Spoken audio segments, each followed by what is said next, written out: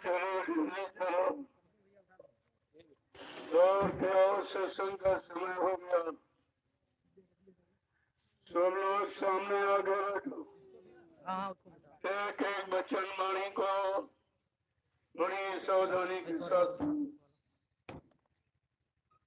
जब कभी ऐसे अवसर हमें आपको अपने मानव जीवन में मिला करे तो हम सब लोगों को सोचना चाहिए हमें सब पर हरि और गुरु की कृपा होगी। बिना परमात्मा की कृपा के संत महात्मा नहीं होते और बगैर संतों की दया के इन जीवात्माओं का उद्धार कल्याण नहीं होता। ये दोनों चीजें सत्य है। जीवात्मा का कल्याण उद्धार केवल सदगुरु के ऊपर, वो उनके हाथ में। जब वो दया करेंगे तभी जीवात्माओं का उद्धार हो सकता, क्योंकि ये सतयुग त्रेता द्वापर ये तीनों एक निकल गए, इसमें किसी जीवात्मा का उद्धार नहीं हुआ, क्योंकि जो शक्ति आई वो काल शक्ति थी और बीच के लोगों से आई। उनका आने का मतलब केवल स्मृत लोक मंडल में धर्म की स्थापना और दुष्टों का संहार किया, उद्धार नहीं किया। अब ये कलयुग के जीवों को मौका मिला है। कलयुग के जीवों का सौभाग्य है कि तुमको अपनी जीवात्मा के उद्धार कल्याण का समय मिल गया। और उनके वचनों को सुनो। जब वचनों को सुनोगे, अपने जीवन में उतारोगे, तो तुम्हारी समझ में सब आ जाएगा कि संत महापुरुषों का आगमन इस भारत भूमि पर किस लिए और किस काम के लिए हुआ है। बिना सत्संग के कुछ नहीं समझ में आएगा।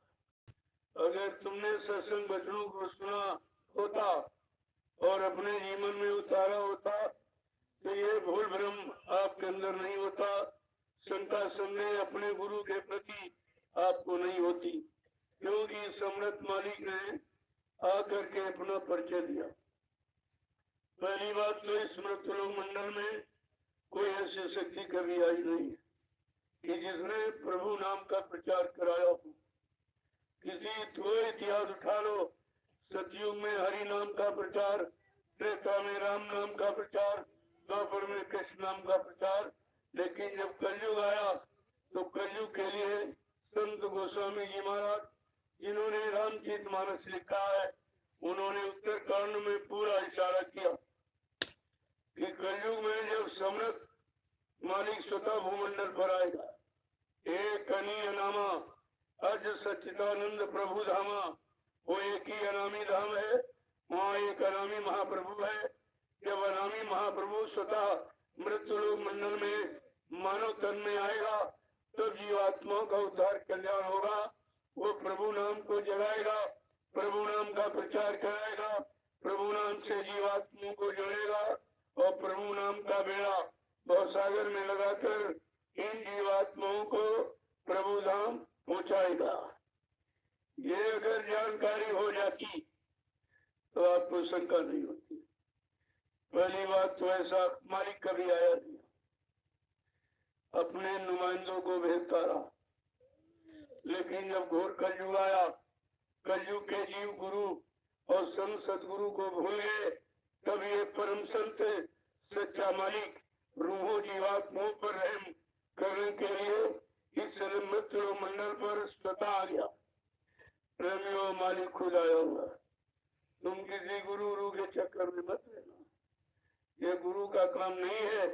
जितने गुरु आए उनका काम मतलब यानी जीवों को सच्चे रास्ते भगाना, पाप और पुण्य इसकी जानकारी कराना, माँ बहन बेटी बहू की जानकारी कराना, रात पर धन दौलत मान सम्मान सामान दिलाना और उनका इतिहास बनाना, उनकी पूजा करा देना, लेकिन जीवात्माओं को उद्धार करना ये उन शक्तियों का काम नहीं है। इसलिए आप कितने बड़े भाग्यशाली हो।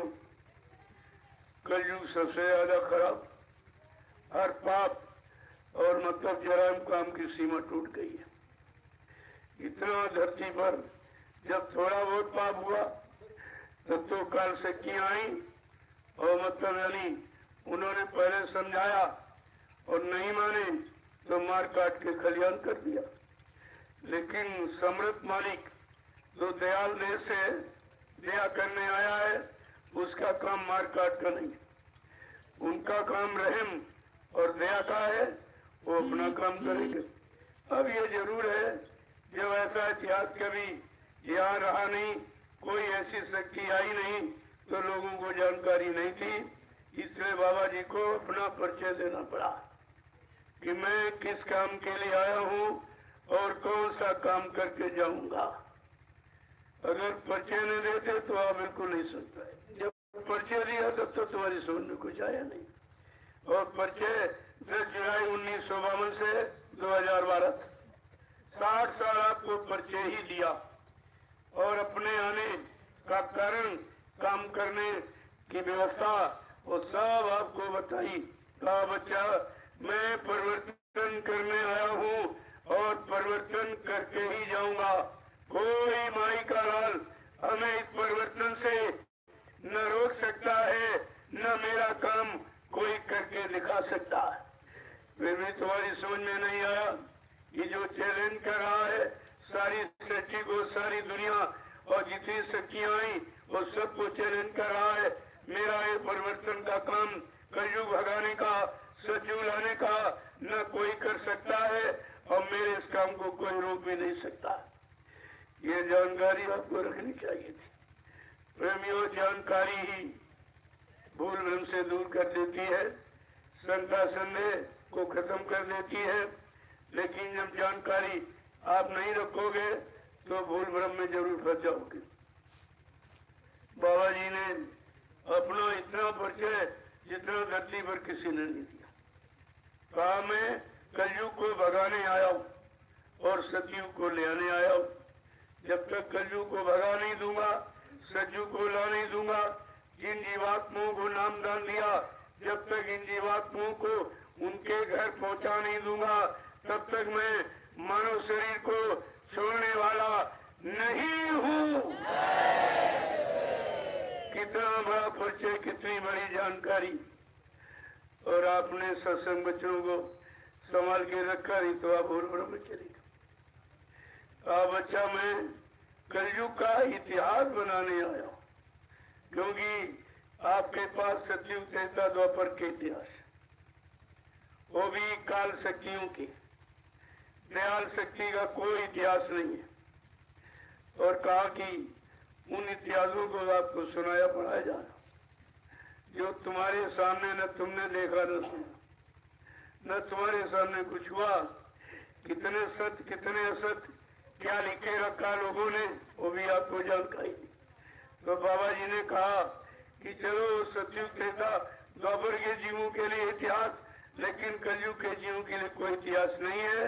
इसलिए मैं कलयुग के जीवों का इतिहास बनाने आया हूँ और ऐसा इतिहास बनाऊंगा जो भूते न भविष्यते। सतयुग त्रेता द्वापर के लोग अपने अपने युग का इतिहास पढ़ना भूल जाएंगे। मैं ऐसा धरती पर एक चमत्कार करूंगा जिसको हिंदुस्तानी नहीं सारा विश्व नमस्कार करेगा। यह सब आपको सोचना चाहिए। केवल मथुरा जाते रहे, वहाँ VIP भंडारे ढूंढते रहे, यहाँ भाषणबाजी प्रवचन प्रेमियों से सेवा वसूली और 60% उनको दे दिया, 40% तुमको मिल गया और तुम वापिस घर लौट आए। बच्चों को तुमने सुना ही नहीं, गुरु को तुमने जाना नहीं, माना नहीं, पहचाना नहीं, तो फिर तुम्हारा काम होगा तो कैसे होगा। इसलिए मालिक की मौज हो गई कि एक बार फिर इनको संदेश बता दीजिए। इन जीवों का कोई दोष नहीं है, कोई 3 वर्ष का, कोई 10 वर्ष, कोई मतलब 20 वर्ष का नामदानी है। और संदेश मैंने 10 जुलाई 1952 से शुरू किया। अब बेचारे बीच में आके बैठ गए, इनको पता नहीं पहले क्या सुनाया, क्या समझाया, क्या मतलब यानी कराया, क्या भविष्यवाणियां की, किसी को कुछ नहीं मालूम है। इसलिए उनको ये सब कहना पड़ा। ऐसे नहीं घूम घूम कर जितनी शक्तियां आई उनके पास लोग गए, लेकिन वो कहीं नहीं। जो गए सेवा श्रद्धा भाव देखा तो कुछ थोड़ा सा इशारा कर दिया, लेकिन इस तरह घूम घूम कर दरवाजे दरवाजे हिंदुस्तान का कोई प्रांत, जिला, तहसील, ब्लॉक, शहर, कस्बा छोड़ा नहीं जहाँ पर जाकर अपना संदेश न दिया हो, अपने आने की जानकारी न दी हो, काम करने की भूमिका न बताई हो, जगाए नाम जय गुरुदेव का प्रचार न किया। ये सब आपके सामने हुआ और 60 वर्ष हुआ और आपकी समझ में कुछ नहीं आया। 45 करोड़ जीवों को जगाया, ये काम किसी ने ऐसा किया ही नहीं। इतने जीवों को किसी ने नहीं जगाया, वो भी जो अच्छे युग थे, अच्छा खान पान, अच्छी उम्र वाले, उनमें नहीं इतने जीव जगा पाए जितने इस कलयुग के गंदे खराब जीवों को सत्संग सुना सुनाकर, सेवा में लगाकर, अपनी निजी अंदरूनी दया देकर इनको सतपथ के रास्ते पर ला के खड़ा किया। काल ने ऐसा दो मारा, सबको उठा के बाहर फेंक दिया।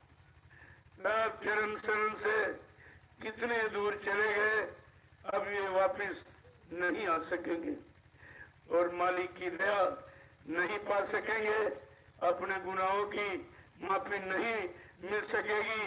अब तो इनको हजारों जन्मों के लिए चले गए। इन बेचारे जीवों का क्या होगा, इसकी तो बहुत बड़ी चिंता है, क्योंकि बेटा कितना खराब हो माँ बाप के लिए खराब नहीं होता। क्यों, जीवात्मा मालिक की है और उनकी जीवात्मा कोई खराब नहीं है, क्योंकि जीवात्मा कुछ करती नहीं है, कुछ खाती नहीं, कुछ लेती नहीं है। उसका तो आहार शब्द का है, तो उसका कोई दोष ही नहीं। इसीलिए तो आगे लेने कि जीवात्माओं का दोष नहीं है, केवल दोष इतना है कि उसने मन को अपना साथी बना लिया और मन भोगों का रसिया है, भोगों को छोड़ना चाहता नहीं है। और जीवात्मा जब ऊपर से आई सतलोक से, तो बीच में तृप्ति धाम जहाँ मन का वासा है, वहीं से मन को अपना मित्र और दोस्त बना लिया और कहा चलो हम तुम दोनों नीचे चलते हैं और लोक मंडल को घूमकर वापिस चले आएंगे, हम तुमको बिना साथ लिए नहीं आएंगे। बस यही वचनबद्धता उसके दुख का कारण बन गया। प्रेमी व दया दुख का कारण होता ही है। उसने तो दया दिखाई और कहा ही थे, जब मनुष्य शरीर में आई दोनों जीवात्मा और मन, तो जीवात्मा तो तृप्ति धाम में बैठी थी, ये दोनों आंखों के मध्य, यहाँ कोई गंदगी नहीं, उस पाक साफ स्थान पर बैठी है और मन नीचे उतर गया। इंद्रिय घाटों पर भोगों का गंदा रस लेने के इतना खराब और गंदा हो गया कि अब उसके बस का है ही नहीं कि अब वो निकल सके, छुटकारा पा सके और जीवात्मा के साथ मिल करके अपने घर पहुंच जाए। अब तो इनको समृद्ध सहयोग की आवश्यकता है। उन समृद्ध सहयोगी को कहते हैं संत सदगुरु। ये सहयोग देने आए, बाकी जीवात्मा के बारे में किसी काल शक्ति को कुछ नहीं मालूम, न ब्रह्मा को, न विष्णु को, न महादेव को, न राम और कृष्ण को, न 33 करोड़ देवी देवता, 9 करोड़ दुर्गा, 10 करोड़ शंभु, ये राज किसी को नहीं मालूम है कि जीवात्मा कैसे जगेगी और परमात्मा से कैसे मिलेगी, अपने सच्चे घर मुकाम मंडल लोग कैसे पहुंचे। प्रेम योग कितने युगों का भूला बिछड़ा, ये जीवात्मा का कार्य करने आए और आपने अपने मालिक को पहचाना नहीं, न जाना, न माना, न पहचाना, न आप अपना बना पाए, न अपनी जीवात्मा का उद्धार कल्याण करा पाए। आपने कितना भारी अपना नुकसान किया है। ये परमार्थी, ये आध्यात्मिक नुकसान है, जिसकी पूर्ति यहाँ रुपए पैसे देकर कोई नहीं कर सकता। तो कितना आपने नुकसान किया। जगा हुआ भाग्य आपने बुझा दिया, अपने भाग्य पर आपने पत्थर गिरा लिया। अब उसमें महापुरुष क्या करें, लेकिन फिर भी जो दया करने आया है एक बार ये अवसर फिर आपको दिया जा रहा और 28 मई 2000 यानी मतलब 12 से मैंने ये कार्य शुरू कर दिया। जन्म प्रेमियों को एक संदेश मिल जाए, कलयुग जाएगा सतयुग आएगा। ये संदेश मैंने 6 नवंबर दिन मंगलवार 1978 से प्रारंभ किया है। आज वही ये प्रचार प्रसार अभियान दिवस समारोह है जिसमें प्रेमियों को शामिल होने का मौका दिया है। मैंने सब जगह सूचना कर दी है। सब प्रेमी अपने अपने जिलों में इकट्ठे होकर प्रार्थना पाठ करते हैं। 1 घंटे सुमरन ध्यान भजन और प्रेमियों को भंडारा यानी भोजन प्रसादी दे रहे। पूरे देश में ये एकदम हलचल मच गया कि कोई तिथि नहीं है, कोई मुहूर्त नहीं है, कोई त्योहार नहीं है, ये कैसा है। हमने कहा तुम आध्यात्मिक मुहूर्त और घड़ी त्योहार को जानते ही नहीं हो। ये जीवात्मा का त्योहार, उसको अपने घर जाने की खुशी है। तुम इसको क्या जानो, तुम मन के घाट पर भोगों में फंसे बैठे हो, तुम्हें जीवात्मा का ज्ञान ही नहीं है। प्रेमी एक अच्छा समय मिल गया और आप इस प्रचार प्रसार अभियान दिवस समारोह में शामिल हुए हो। बड़ा आपका भाग्य, बड़ी खुदकिस्मत है कि ये तिथि 40 वर्ष के बाद आ जाएगी। 40 वर्ष हो गया मुझे ये कलयुग जाएगा सतयुग आएगा ये संदेश सुनाते सुनाते, और धीरे धीरे मालिक की मौज हो गई। आप ऐसी जगह बैठे हो, ये 88,000 ऋषियों की तपोभूमि है। जब 10 जुलाई से 23 जुलाई 1997 में इसी नदी के किनारे गुरु पूर्णिमा का कार्यक्रम हुआ था, तब आपसे कहा गया था कि बच्चा ये 88,000 ऋषियों की तपोभूमि से ही सतयुग के अंकुरण निकलेंगे। तो जमीन जगह होगी तभी तो निकलेंगे। उसी आदेश का ये पालन हुआ है कि आप इस 88,000 ऋषियों की तपोभूमि पर अपनी गाड़ी कमाई से इस जमीन का आपने व्यवस्था करें। मेरा इसमें कुछ नहीं, ये सब आप लोगों की गाड़ी कमाई है, आपने दी है, आपके लिए जमीन तैयार हो गई। देखिए कितनी जल्दी इस धरती पर इतनी जल्दी किसी कोई व्यवस्था नहीं कर पाया। अभी जुलाई में कार्यक्रम हुआ और अगस्त में आपकी जमीन हो गई। तो कितनी जल्दी विकास देख रहे हैं आप। प्रेमी एकदम निश्चल भाव से निस्वार्थ तन मन धन की सेवा से लगी हुई है। इनको दिखाई दे रहा, इनको लाभ मिल रहा, इनको दया मिल रही, इसलिए बराबर ये अपना इसी सेवा में लगे हुए हैं। और आपके 6 जिलों को तो मैंने मौका दिया था, सीतापुर, लखीमपुर, बरेली, पीलीभीत, शाहजहांपुर, हरदोई, इन 6 जिलों को मौका है। आप सेवा का लाभ ले लीजिए। अगर बाहर के लोग अन्य प्रांतों में बुला लूंगा तो तुम बहुत पीछे हो जाओगे। मथुरा की तरह मथुरा वासियों को कुछ नहीं मिला। वो निंदा आलोचना बुराई में पड़े रहे। वो मतलब यानी झाड़ी वाले बाबा है, ये है वो है, और सब रह गए। और जो दूर दराज से आए वो प्रेमी लूट के चले गए। लेकिन उन्होंने नाम धन लूटा, लेकिन लूटे को रख नहीं पाए हो गई। उनके हाथ से भी ये लाभ निकल गया। इसलिए प्रचार प्रसार अभियान दिवस समारोह में शामिल शरीक होने वाले सभी प्रेमियों, आज का प्रसंग विशेष सत्संग, जन जागृति का संत। आप कहीं चले जाओ, ये चीज वो पुरानी कथाएं घिसी फूटी जिनको उन्होंने खुद देखा सुना, कुछ नहीं किया, वो सुना रहे आप। जब उनका लाभ नहीं तो तुमको कैसे मिलेगा। हाँ, उनका लाभ ये है कि सुनने वाले रुपया पैसा दान दक्षिणा सेवा सामान दे देते, वो इसी लाभ को लाभ समझते हैं। ये नहीं समझते कि ये कर्म कर्जा है। जो जीवों को आप ले रहे हो उसके बदले आप दे क्या रहे हो। केवल ऋषि मुनियों की व्यवस्था आप सुना रहे, बता रहे। जो कलयुग है इसमें आने वाला नहीं। वो तो समय अपने बने। तुम सतयुग त्रेता द्वापर की कहानी किससे सुना रहे हो, और ये कलयुग है, यहाँ उसका कोई लाभ नहीं। जब वो समय आएगा तब वो लाभ उसका मिलेगा। लेकिन अब न सुनाने वाले जानते न सुनने वाले जानते। जग अंधा पुण्य अंधा, ताते मच गई अधाधुंधा।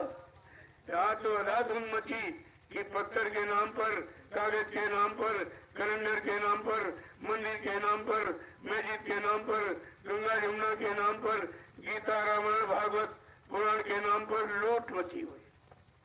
कितना लूट ले लूट ले लूट ले। जबकि ये ज्ञान वेद व्यास जी का, किसी का नहीं। ये वेद व्यास ने यानी मतलब ये सब रचना उन्होंने की है। इसी नैमिषारण्य में 88,000 ऋषियों की मंत्रणा से वेद व्यास ने श्रीमद् भागवत पुराण की रचना की थी कि कलयुग का समय खराब, उन प्रेमियों को धर्म कर्म का रास्ता, उनको सही सच्चे रास्ते पर खड़ा कर दिया जाए तो मानव शरीर उनका खराब न होने पावे। जब तन मन खराब नहीं होगा तो वो कलयुग में आने वाले संत सदगुरुओं को पहचान लेंगे, संतों को सदगुरुओं को पहचान लेंगे। इसलिए ये लिखा गया और लूट मची। 4 वेद ब्रह्मा जी ने लिखे, कोई रुपया पैसा धन दक्षिणा नहीं मांगा। श्रीमद् भागवत पुराण की रचना वेद व्यास ने किया। उन्होंने कोई सेवा सामान रुपया पैसा दक्षिणा नहीं मांगा। श्रीमद् और रामचरितमानस की रचना संत गोस्वामी जी महाराज ने किया। उन्होंने कोई सेवा सामान रुपया पैसा दक्षिणा नहीं मांगा। जिन्होंने किया, जिनकी मेहनत त्याग, उन्होंने एक पैसा नहीं। ये सुनाने वाले सारा देश लूटे ले रहे। मैं तो कभी कभी सोचता हूँ कि इनका क्या होगा, कितना कर्म कर्जा लाद रहे हैं, क्या ये चुका पाएंगे? इनको कितने जन्म बैल घोड़ा खच्चर गधा बनकर ये कर्म कर्जा चुकाना पड़ेगा। ये काल माया का देश है। काया से जो कारज हुई, बिन भोगे बचे नहीं कोई।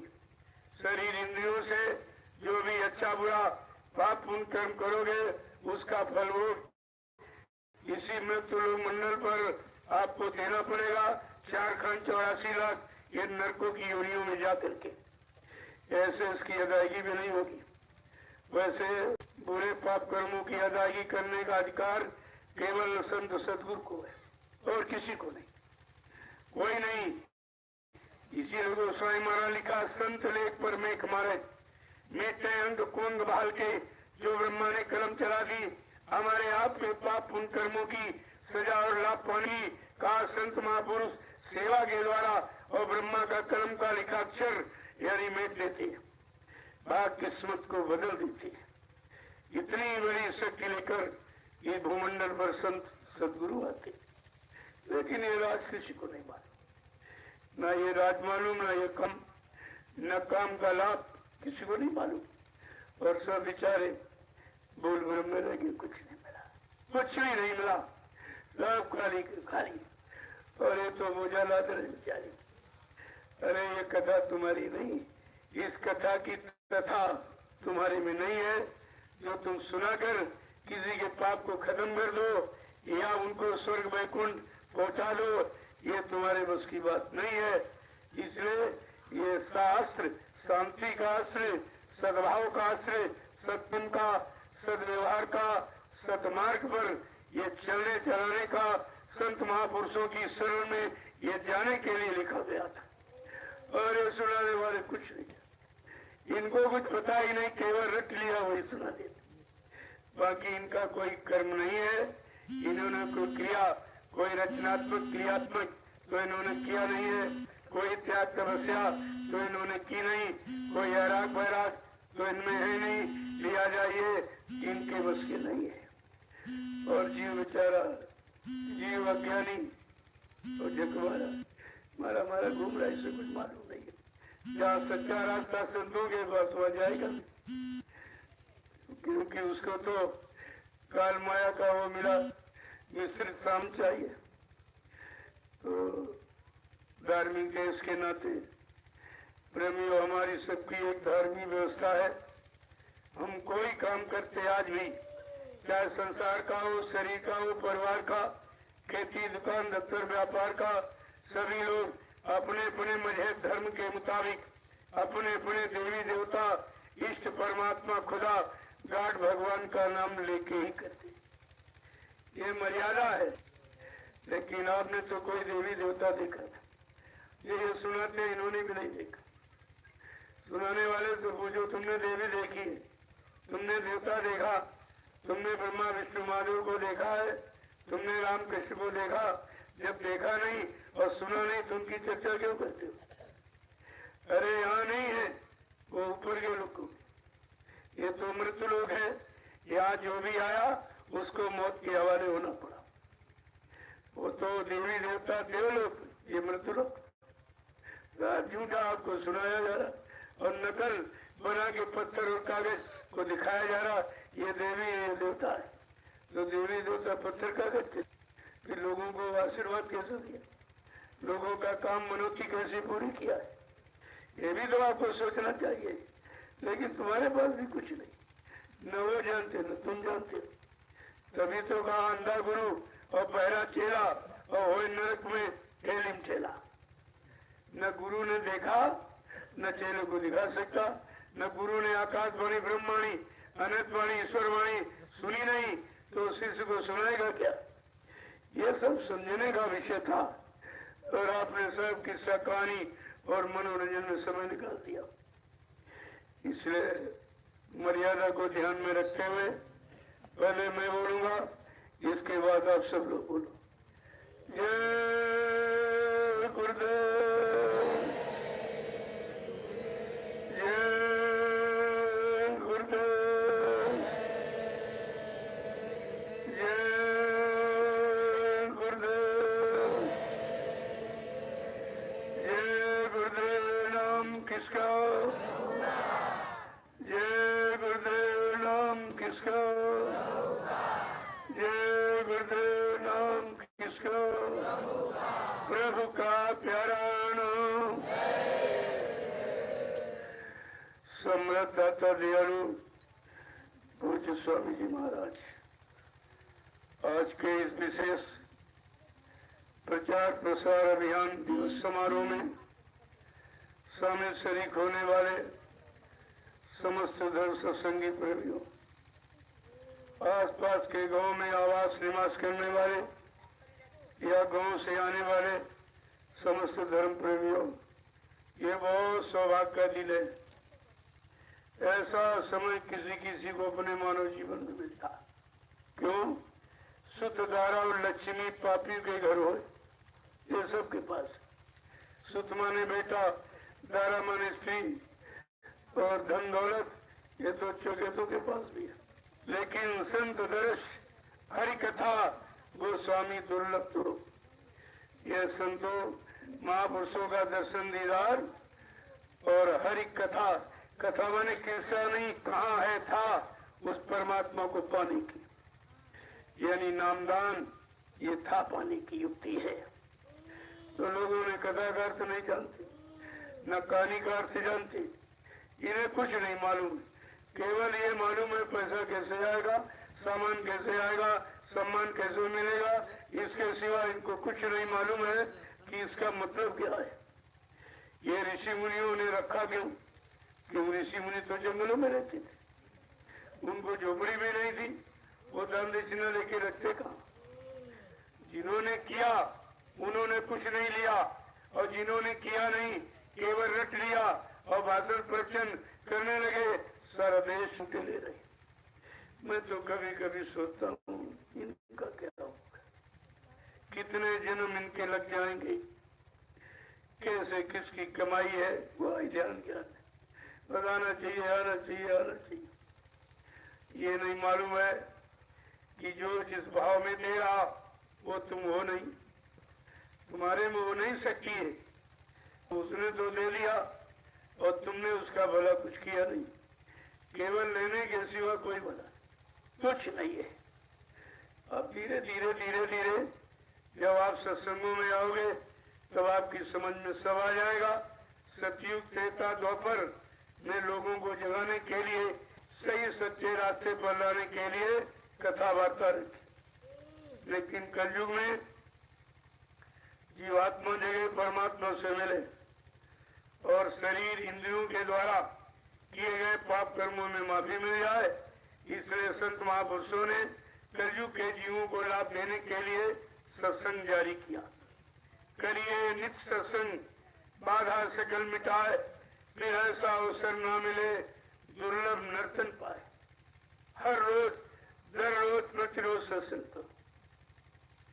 पता नहीं किन वचनों से तुम्हारा लाभ, किन वचनों से तुम्हारी सफाई हो जाए, कौन से वचन मन को लग जाए तो ठीक हो जाए, भोगों से हट जाए। इसलिए कहा नित्य रोज सत्संग करो। तो तुमको तो कभी कभी जब बुलाया जाता तब आप आते हो। काम तुम्हारा है, गर्ज हमारी है। मैं बुलाता हूँ तभी आप आते। अरे आपको सोचना चाहिए, ये सब काम आपके लिए हो रहा। अगर मथुरा को लोगों ने पाक साफ पवित्र रखा होता, यहाँ पर स्थान बनाने की क्या जरूरत थी? एकदम गंदा कर दिया। इतना मुर्गा मीट अंडा और इतना दारू शराब वहाँ पिया जा रहा जिसकी कोई सीमा नहीं है। स्थान को अपवित्र कर दिया और तुमने जो सेवा गुरु के हाथ में पकड़ाई, उसी सेवा से दारू मुर्गा मीट किया जा रहा। तुम्हारी सेवा कहाँ जा रही? तुमको होश ही नहीं कुछ, वो भी होश नहीं, अभी सेवा। अरे सेवा देने के बाद ये सोचना चाहिए कि तुम्हारी सेवा लग कहाँ रही है। तो एक बार पूछ लेते कि 60 साल में जो मीडिया ने डिक्लेयर किया 12,500 करोड़ की संपत्ति जो मथुरा में कहा मीडिया ने, वो कहाँ चली गई? वो कहाँ खर्च कर दी गई? और सेवा बराबर वसूली जा रही, ये कहाँ खर्च कर रहा है? तो आपने जब कुछ देखते हो, देखो उसका नहीं है तो देने वाले का। तुम्हें आंख खोल के दान देना चाहिए। एक सेठ जी थे तो बहुत दान देते थे। धीरे धीरे उन्होंने सारी सल्तनत दान में दे डाली। जब उनके पास 100 रुपए बचे तो आखिर में एक मछुआरा, मछली मारने वाला आया तो उसने मतलब ब्राह्मण का भेष बना लिया, शाबाश तिलक जी ने लगा लो और कहा हमको बहुत गरीब दान देती। सेठ जी ने उठा के 100 रुपये उसको और वो ले गया, जाल खरीदा उसने, हजारों मछलियां रोज वहां। 100 रुपये कितनी बड़ी हत्या कर रहे, कहाँ लगा है। जब सब खत्म हो गया तो उनकी घरवाली ने कहा, अरे भाई वो थोड़ी सी पुण्य बेच लो तो गृहस्थी का काम तो चले। कहा जाओ तब काशी में दरबार लगता था, वहाँ पुण्य सबका खाता देखा था, भाई कितना तुम्हारा कितना तुम्हारा। उसमें पैदल रास्ता था तो उसने 5-7 लड्डू बना दिए कि जाओ रास्ते जलपान कर लेना, चले जाओ। सेठ जी पैदल चल पड़े। मतलब चलते चलते एक भैया वन जंगल में पहुंचे तो एक कुआं था। वहाँ एक कुआं देखा का हो न हो जलपान कर, झोले से लोटा डोल निकाला और पानी कुएं से निकाल कर और हाथ मुंह धो कर के जैसे वो पोटली जलपान मारी खोली वैसे कुछ आ गई, 5-7 बच्चे लेके। अब उनका स्वभाव दान का था, दया आ गई कि हमसे ज्यादा जरूरत इसको है, इसके 5 बच्चे हो न हो इसी को खिला। वो सारे लड्डू उसको दिया, को खिला दिया। अब बेचारे एकदम उपवास फाका करके चलते। जब पहुंचे तो मुनीम से कहा, अरे भाई मेरा दान का खाता थी। मुनीम कुछ बोले नहीं। फिर कहा, अरे भाई मेरा खाता देखिए आप। मुनीम ने कहा, अरे तुम्हारा कोई खाता नहीं। अब बेचारे बहुत घबरा गए कि हमने सारी सल्तनत दान में दी और आपके तो खाता नहीं। कहा, तूने दान तो किया, देखिए मैंने सारी सल्तनत दान में दी और आपके तो खाते नहीं। कहा, तूने दान तो किया लेकिन आंख बंद करके किया। फिर क्या मतलब? कहा, जब तुम्हारे पास 100 रुपए बचे थे शेष, एक मछुआरा आया मछली मारने वाला और उसको आपने 100 रुपए दे दिए और 100 रुपए ले जाके उसने एक जाल खरीदा और हजारों मछलियों को रोज हत्या कर रहा है। तुम्हारा सारा पूरी खाता उसी में चला गया, सब कट गया। अभी आप रास्ते में जो अन्न का दान करके आए हो उसको दिया वो खिलाकर, वो खाता अपना हो तो खाली कर लो। सेठ ने कहा, नहीं खाता नहीं खाली करूंगा। प्रभु यही है कि ये कलयुग खराब युग है, आप किसी को पहचानते नहीं, कौन अच्छा है कौन बुरा है कौन पापी व्यक्ति कुछ नहीं जानते। आ जाएगा फौरन आप उठा के दे दो। अब उसने जहाँ लगाया उसमें तुम्हारा हिस्सा बन जाएगा।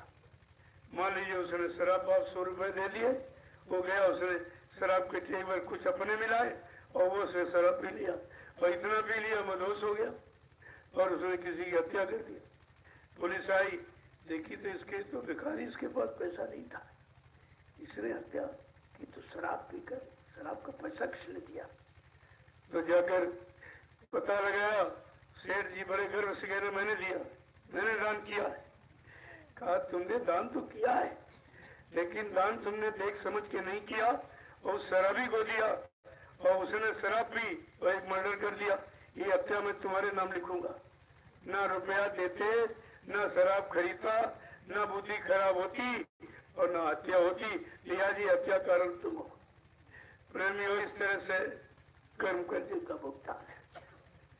जिनको आप भगवान कहते हो, जो भगवान बन के आए उसको भी शरीर से कोई दोष पाप हुआ तो उसका कर्जा भोगना पड़ा, उनका भी नहीं कटा। भगवान कृष्ण नदी किनारे बैठे थे, उनके पैर में काला निशान था।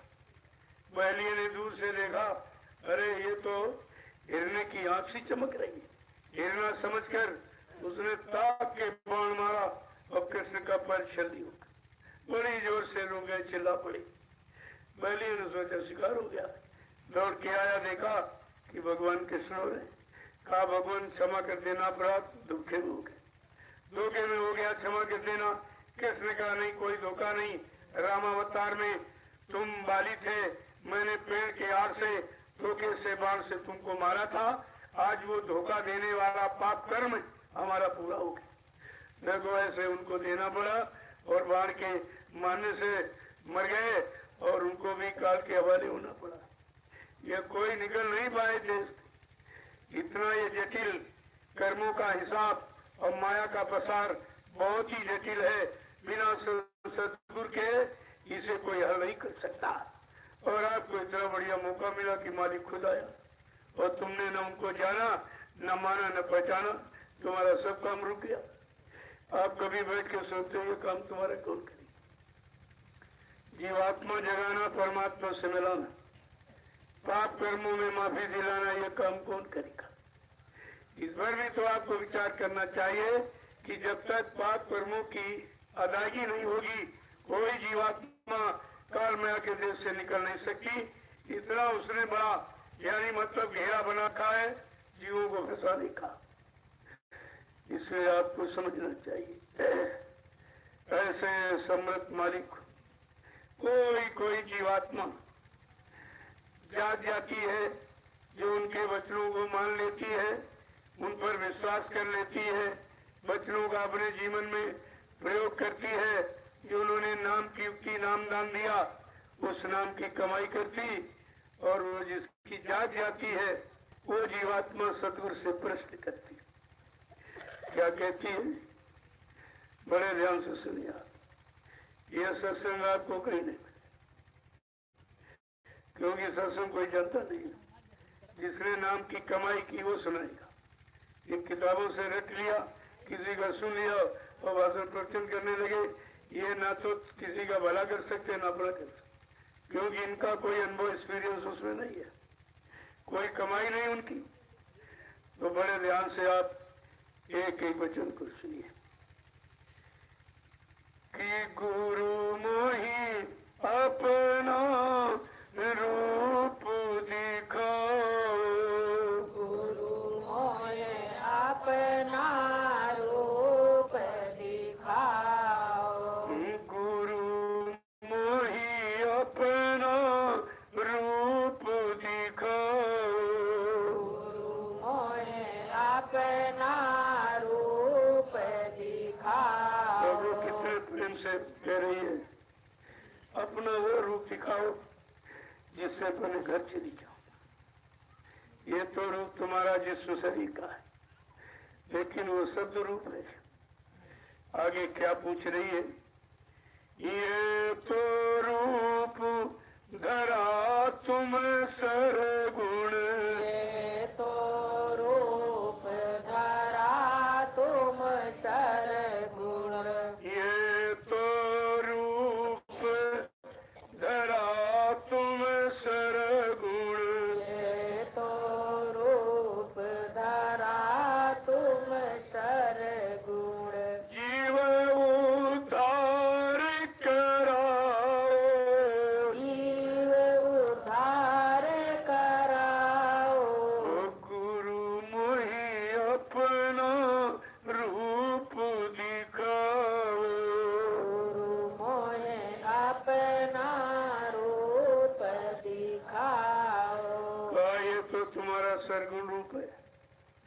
जिस शरीर में आए हो, लेकिन वो निर्गुण, और इस रूप से तुम जीव को जगा रहे हो।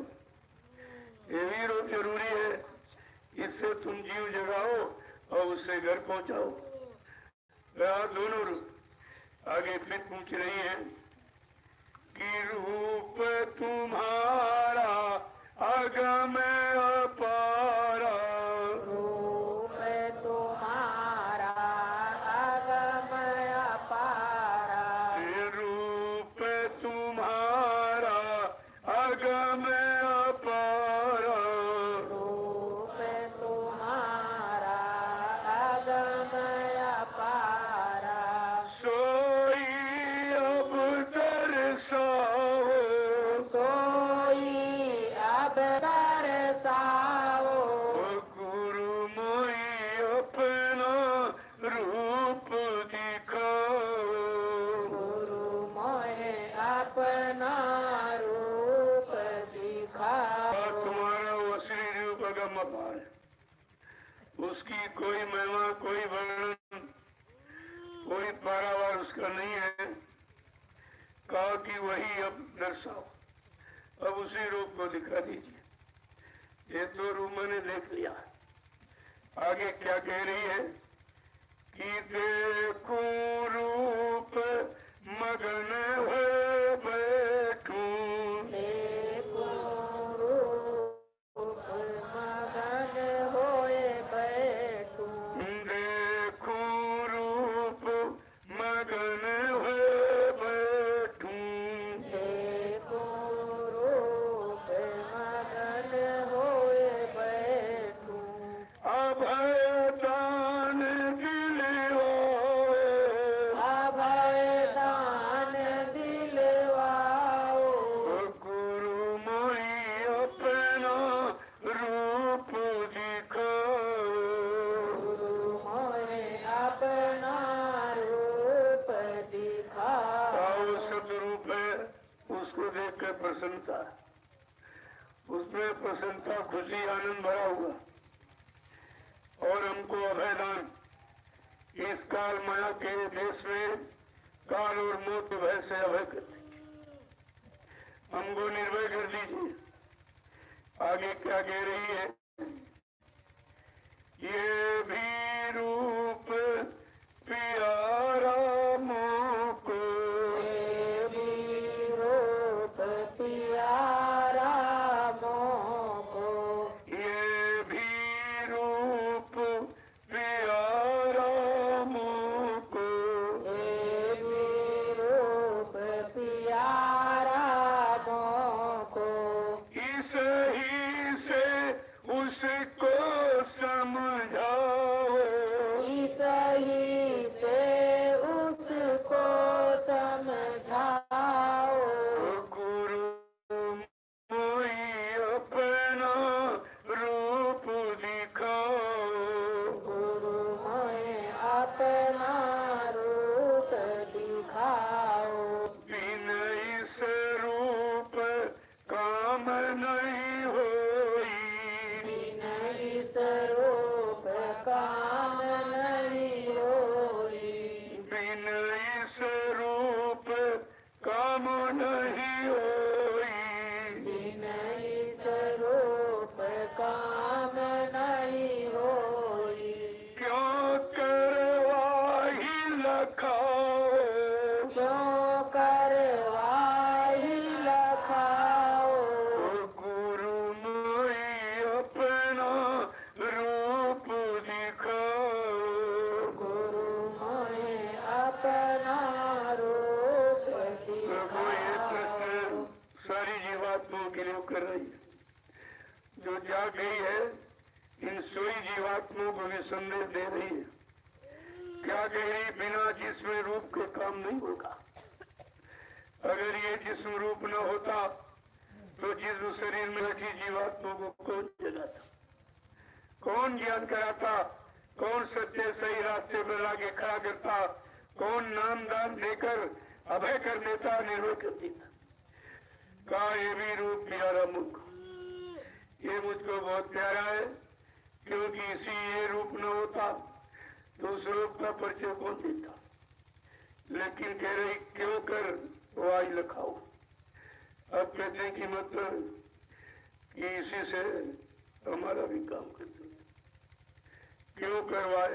अब उसको क्यों नहीं लिखा रहे, क्यों नहीं दिखा रहे हो। आगे फिर पूछ रही है कि ताते महिमा सुनी तुम्हारी, ताते महिमा सुनी तुम्हारी, ताते महिमा सुनी तुम्हारी, ताते महिमा सुनी तुम्हारी, पर भी दिखलाओ, पर वो भी दिखलाओ, गुरु मोहि अपनो रूप लखाओ। गुरु मोहे अपना रूप लखाओ। तो मैंने ऐसी महिमा सुनी है कि वो रूप अगम अपारा है और उसी रूप को जब जीवात्मा देख लेगी तो इधर का सब भूल जाएगी, अपने घर की तरफ चल पड़ेगी। कहा कोटिन सूरज चांद सितारे रोम रोम में करे हो जाते। इतना प्रकाश है उनके एक एक रोम में अरबों सूरज चांद सितारे। इतना प्रकाश में मतलब यानी देखो किस तरह से सबको संदेशा हो रहा है। जो जात जाति सुरतें वो सोई हुई अपनी सभी सुरतों को संदेश देती हैं और क्या कह रही है कि ये तो रूप धरा तुम पृथ्वी पर, ये तो रूप धरा तुम पृथ्वी, ये तो रूप सदा तुम धारो, ये तो रूप सदा तुम धारो, ये से जीव जगाओ, ऐसे जीव जगाओ, गुरु मोहि अपना रूप दिखाओ। गुरु मोहे अपना रूप दिखाओ। आए तो रूप तुम सदा जब तुम्हारी मौज होती है जीवों पर ये मानो रूप धारण करते हो, ऐसे जीव जगाते हो और उस रूप से घर पहुंचाते हो। तो हमको वो दिखाए तो मैंने देख लिया, इसकी दया मिल गई है, ये तो हमारे लिए पूजनी माननी है, लेकिन वो भी दिखाओ जिससे मैं अपने घर चली जाऊं। आगे क्या पूछ रही है कि ये भी भेद सुना मैं तुमसे, देवी भेद सुना मैं तुमसे, ये भी भेद सुना मैं तुमसे, देवी भेद सुना मैं तुमसे, सूरति साथ मार्ग नित्य गाओ, सूरति शब्द मार्ग दिखलाओ, गुरु मोहि अपना रूप दिखाओ। गुरु मोहे अपना रूप तो मैंने दिखाओ। आपके द्वारा ये भी सुना है, लेकिन सूरत शब्द जो जीवात्मा का असली आधार है तो इसको शब्द का मार्ग क्यों नहीं बताते। वो शब्द मार्ग पर खड़ा कर दो, शब्द पकड़ा दो, मैं अपने घर चली जाऊंगी, फिर यहाँ काल माया के देश में कभी नहीं आऊंगी। आगे क्या कह रही है कि शब्द रूप जो रूप तुम्हारा, शब्द रूप जो रूप तुम्हारा, सत्य रूप जो रूप तुम्हारा, सत रूप तो रूप तुम्हारा, वहाँ में भी अब सुरति पठाओ, वामे भी अब सुरति पठाओ, गुरु मोहि अपना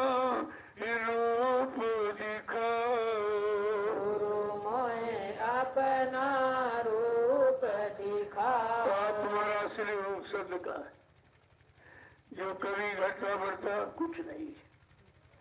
लेकिन ये जो मानव चूल्हे में आके आपने जिस्म रूप धारण किया है, कहते मत नहीं, अब तुम हमको इससे निकाल कर और घर पहुंचा था।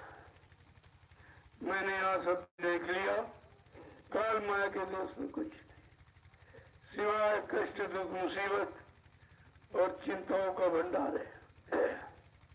तो मैंने यहाँ सब देख मन के साथ रहकर मन ने जैसे जैसे कर्म किए, कर्मानुसार पशु पक्षी कीड़े मकोड़ों की योनियों में गया, मैं साथ ही गया। मैं साथ में रही और देखती रही कि आखिरकार मन ये शरीर में क्यों आया है। इसको भोगत सिवा कुछ नहीं मिलता है, जन्मता फिर मरता, फिर जन्मता फिर मरता। ये तो जन्म मरण का छुटकारा कभी छूटने वाला नहीं। कहा हमको घर पहुंचा दी। मैंने आज सब देख लिया। आगे क्या कह रही कि डरती रहूं मौत और दुख से, डरती रहूं मौत और दुख से, डरती रहूं मौत और दुख से, डरती रहूं मौत और दुख से, निर्भय कर अब मोहि छुड़ाओ, निर्भय कर अब मोहि छुड़ाओ, गुरु मोहि अपना रूप दिखाओ, गुरु मोहे अपना रूप दिखाओ। मौत और दुख, मौत का और जन्म मरण का दुख अभी बहुत सता रहा है। हमको इससे निर्भर कर दो और घर पहुंचा दो। मैं सबको देख चुकी हूँ, यहाँ कुछ नहीं है। जन्म मरण इसके सिवा कुछ। पैदा हो गए फिर मर जाओ, फिर पैदा फिर हो जाओ। ये जन्म मरण का छुटकारा कभी छूटने वाला नहीं है जब तक आप मानव तन धारण करके मृत लोक मंडल में नहीं आएंगे और जन्म मरण का कारण क्या है इससे छुटकारा नहीं दिलाएंगे, तब तो कुछ नहीं होने वाला। आगे क्या पूछ रही है कि दीन दयाल जीव हितकारी, दीन दयाल जीव हितकारी, दीन दयाल जीव हितकारी, दीन दयाल जीव हितकारी, सतगुरु स्वामी काज बनाओ, सतगुरु स्वामी काज बनाओ, गुरु मोहि अपना रूप दिखाओ, गुरु मोहे अपना रूप दिखाओ। कह रही है हमारी तुम दिन दयाल हो, दीनों को दया करते हो और दया करने आए हो, मुझसे भागिन जीवात्मा को दया करते हो और मुझे घर पहुंचा दो। सतगुरु स्वामी धाम पठाओ, उस घर पहुंचा दो जहाँ से कभी आना नहीं होता है। यही हाल सारी जीवात्मा का है और जागी सूरत आप सबको समझा रही। तुम तो कभी अपनी जीवात्मा को समझा नहीं सकते क्योंकि तुमको मालूम ही नहीं कुछ। अभी जीवात्मा तुम्हारी जगी नहीं, आँख कान नाक खुला नहीं है, तो तुमको तो ऊपर के मंडल मुकामों को ज्ञान ही नहीं है, तो आप दूसरों को क्या बताओगे। जो जागी उठते हैं मानव चोले में रहती है, वो सब जीवों के भले के लिए सब रास्ता खोल देती है सब तरह से। अगर ये सेवा का रास्ता नैमिषारण्य की तपोभूमि पर न खोला गया होता, तुम कितने जन्म लेते रहते, तुम्हारे शारीरिक कर्मों की अदायगी नहीं हो सकती। लोगों कितना बड़ा काम जन्म जन्मांतर का तुम्हारा मिट्टी ढोने में हो रहा है, कुछ नहीं कर रहा, इसमें कौन सा खर्चा है। लेकिन अंदरूनी राज, अंदरूनी लाभ आपको नहीं मालूम है। ये मिट्टी नहीं है, ये आध्यात्मिक आश्रम की नींव है। बगैर मिट्टी के नींव बन सकती है, बगैर मिट्टी के नींव नहीं और बगैर नींव की इमारत नहीं होती। पहले विचार कीजिए, जिन प्रेमियों ने ये काम किया, एक डे लिया, 2 डे लिया, कुछ नहीं, केवल देखते रहे।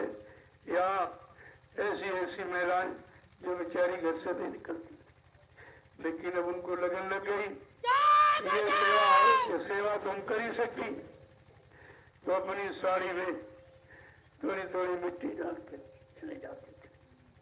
हमने कहा मिट्टी दो काम, कर्मों की अदायगी और एक्सरसाइज तुम्हारी हो रही, तो तुम्हारा दर्द चला जाएगा, गांठों का दर्द, कमर का दर्द सब चला जाएगा।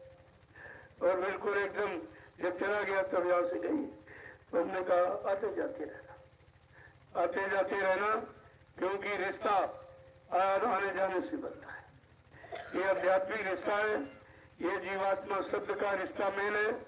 इसे अभी आप नहीं समझ पाओगे, लेकिन धीरे धीरे जब निश्चल भाव से और निस्वार्थ आप इस काम में लगे रहोगे, ये सब काम तुम्हारा हो जाएगा। जरा सी आपने भूल चुकी तो फिर 84 चले जाओगे। तो कम से कम बात को समझा करो।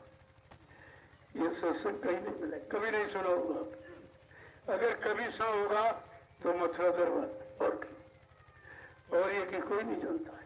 ये तो आज किसी को मालूम नहीं है कि जीवात्मा सूरत है क्या, कहाँ से आई और कैसे आई और कैसे फंस गई और किसने फंसा लिया, कौन आएगा जो इसको निकालेगा, निकाल के घर पहुंचाएगा। ये तो किसी को कुछ नहीं मालूम है। प्रेमी इसी कहते हैं आध्यात्मिक दौलत। हमने ये वादा किया था, हे प्रभु हमको स्नेह कुंड से बाहर करो, जब मैं बाहर जाऊंगी तो 3 लाख हमारा भजन करो। वादा भजन किया, फंस गए पूजा में। तुम्हें भी नहीं मालूम कि पूजा करने से क्या मिलता।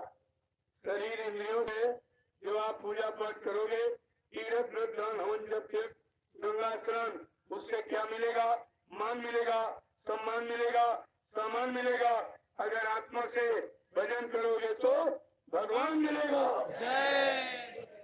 ये भगवान मिलने वाला और सामान मिलेगा, और सामान यही छीन लिया जाएगा। तो तुम भगवान मिलने वाला काम ही नहीं करते। बताया जाए तो आपकी समझ में नहीं आती, समझने में आपके नहीं आ रहा। यहाँ जो भी काम कराया जाएगा सब उधर जाने, इधर का कोई, इधर देखने वाले देखेंगे इधर कर रहा, लेकिन तैयारी उधर की हो। यही तो राज है, यही संत महापुरुषों के राज को कोई नहीं समझ सकता। संत वचन नटपटे झटपट लगे कोई, और जो झटपट लगे तो झटपट दर्शन हुए। अगर समझ लो सैन और वैन इशारा, तो कितनी जल्दी तुम्हारा काम हो जाए। क्योंकि कलयुग के जीव को कुछ करना ही नहीं, करने वाला आ गया है, केवल कराने की बात की जा रही। जीव इतना कमजोर है, नहीं कर सकता। तो फिर वो कह रहे तुम केवल अपनी जगह खड़े, सुबह शाम हाजिरी देते रहो, घाट पर बैठ कर। अब घाट का मतलब नहीं, दरवाजे पर बैठ कर तुम समझोगे ये घर का दरवाजा, यहाँ बैठ कर, अरे ये दरवाजा जहाँ पर जीवात्मा बैठी हुई, ये असली दरवाजा। गोस्वामी महाराज ने इशारे में क्या कहा? देह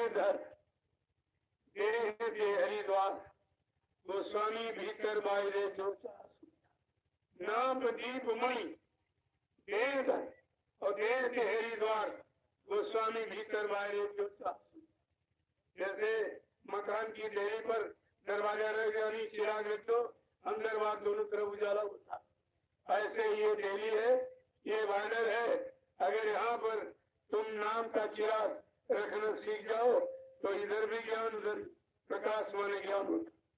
इधर भी ज्ञान हो जाए कि मैं कैसे फंसा पड़ा हूँ, हमको सब फंसाने वाले, निकालने वाले कोई नहीं। जब इधर का उधर दोनों तरफ ज्ञान हो जाएगा, तब आप सच्चे और अच्छे तब मान जाओगे। इतना बड़ा तुम्हारा काम युगों का भोला विचार किया जाए। बात तुम बैठे हो कलयुग में, कहानी पर जो सच्चू तो पते, कोई भागवत सुना रहा, कोई गीता सुना रहा, कोई वेदों की बात कर रहा। जो समय निकल गया, अरे लिखा गुजरा हुआ जमाना आता नहीं दोबारा। जो वक्त घड़ी निकल जाती है दोबारा आती ही नहीं। जब वो समय नहीं आएगा, उस समय का इतिहास पढ़ने से हमें लाभ क्या मिलेगा? तुम सब कलयुग के जीवों के लिए कलयुग का इतिहास चाहिए, कलयुग की पूजा चाहिए, कलयुग का ज्ञान चाहिए, कलयुग का परमात्मा चाहिए आपको, तब कलयुग के जीवों का भला होगा। गोस्वामी महाराज ने इशारा किया, लेकिन समझा नहीं। उन्होंने कहा यही कलिकाल में साधन दूंगा, मन क्रम वचन गुरु पर पूजा।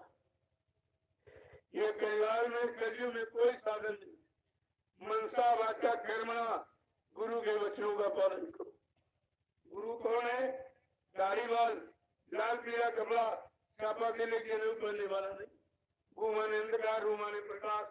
जो अंधकार से प्रकाश की तरफ, अधर्म से धर्म की तरफ और झूठ से सत्य की तरफ और दानवता से मानवता की तरफ जीवों को लाके खड़ा कर दे, ऐसी चेतन शक्ति को मृत्यु लोक में गुरु कहते। तुमको गुरु की भी पहचान है। गुरु माने दाढ़ी बाल, गुरु माने लाल पीला कपड़ा, गुरु माने जात बिरादरी, गुरु माने जमीन घेरना, कोई मठ मंदिर की जाके गुरुद्वारा बनवाना, मतलब यानी और लोगों को रुपए पैसे धन दौलत सामान लूटना, ये गुरु का काम है। तुम जब गुरु को नहीं पहचान पाए तो कलयुग में सदगुरु को कैसे पहचानोगे?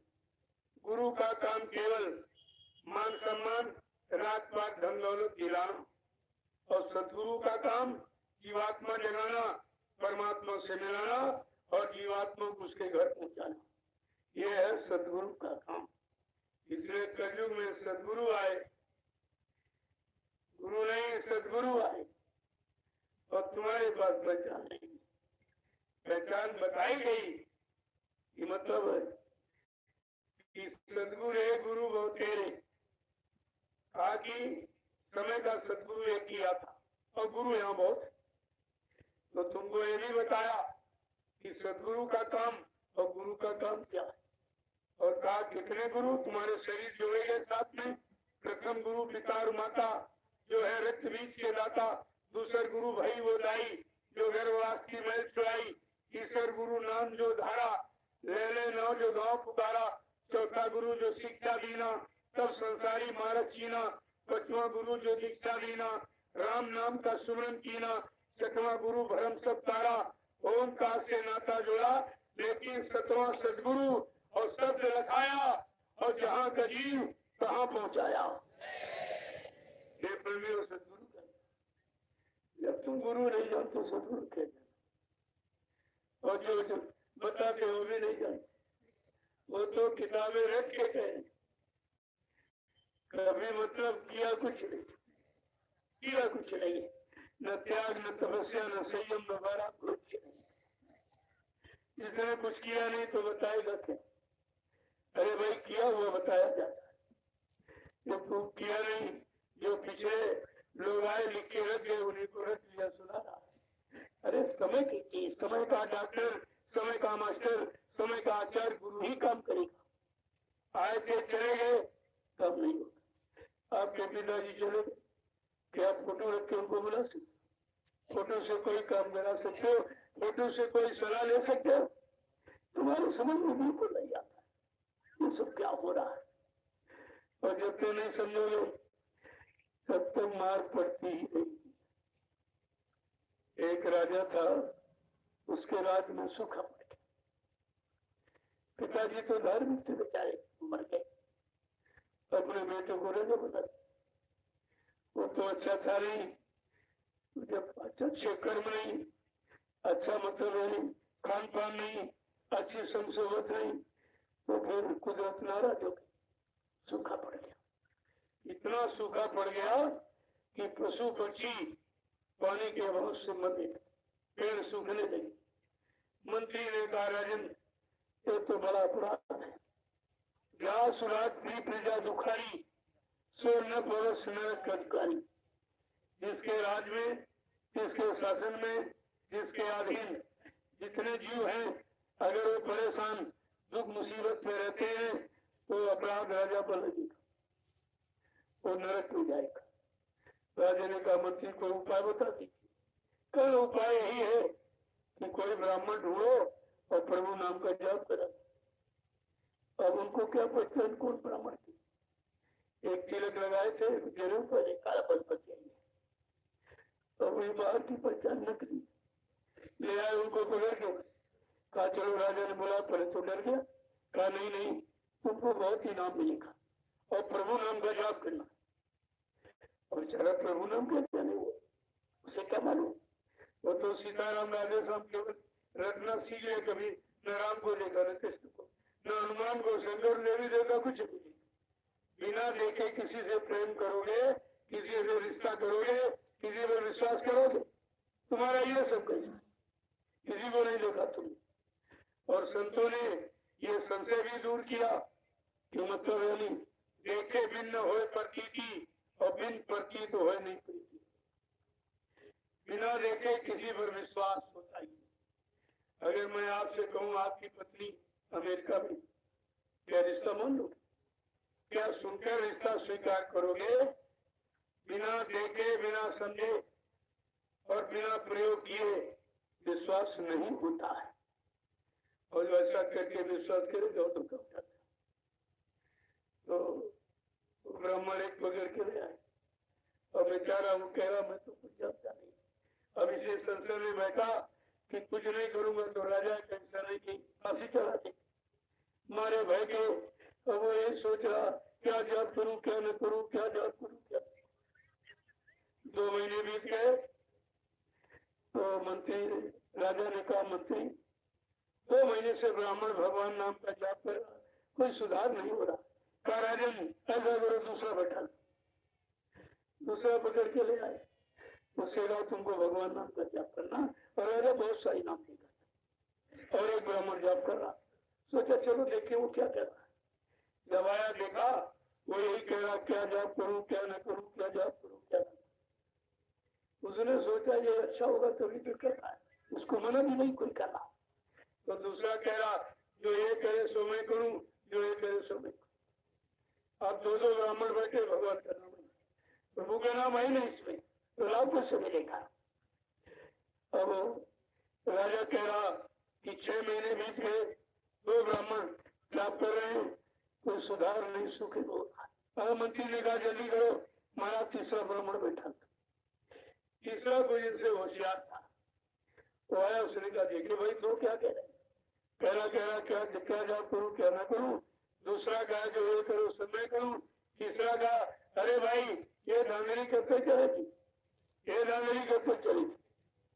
अब तीनों एक नहीं, और इसमें कोई भगवान का नाम, तो लाभ कैसे होगा।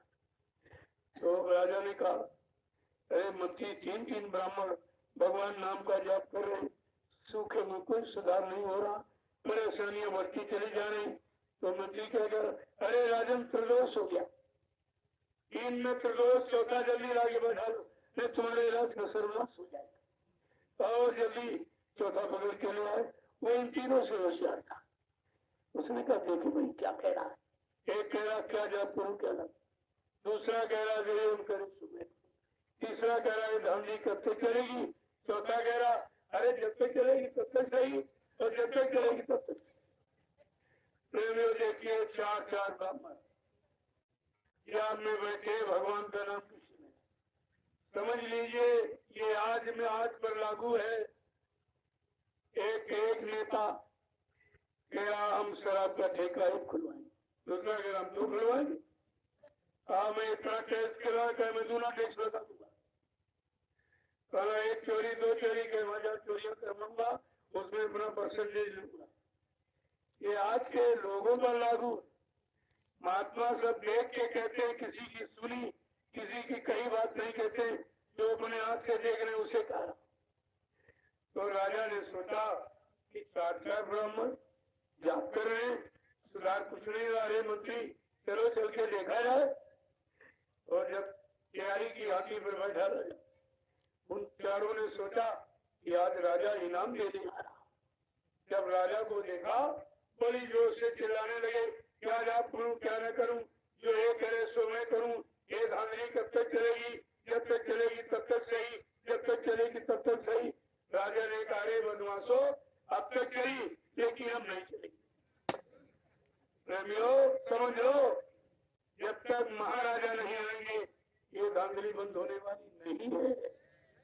ये किसी की बस की नहीं है। ये जब संतराज भारत में हुई है, तो ये संतराज भारत में अब बचाए बचिए ना, बाबा जय गुरुदेव की वाणी साफ दिखाई पड़ी है।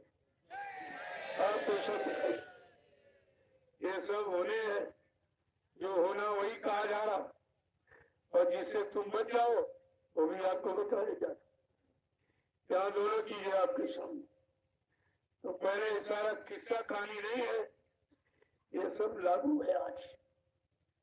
सब एक दूसरे को चलो, पाप कर्म की कोई डरी नहीं इनको, नर्क स्वर्ग ये जानते नहीं, अच्छा बुरा इनको पहचान नहीं, माँ बहन बेटी की पहचान नहीं, सुख दुख परेशानियों की कोई पहचान इनको नहीं। जाए तो ऐसा जहाँ पर सब हो गया तो फिर कैसे कुछ होगा, आपको इस पर विचार करना चाहिए।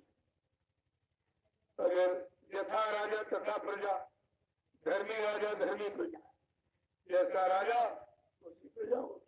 अगर धार्मिक राजा होता तो धर्म का प्रचार करा, सत्कर्म का प्रचार, सत्य न्याय सुरक्षा रोजी रोटी का प्रचार कराता और लोगों को दिलाता। लेकिन सबको अपनी खुशी, अपना मान सम्मान, अपना पेट, अपना परिवार, अपना बैंक खाता ये दिखाई दे रहा। बाकी प्रजा जहाँ जाए जाए कितने दुख में इनको नहीं मालूम। गोस्वामी महाराज ने क्या लिखा, जहाँ सुराज प्रजा दुखारी सुर न पवस नरक।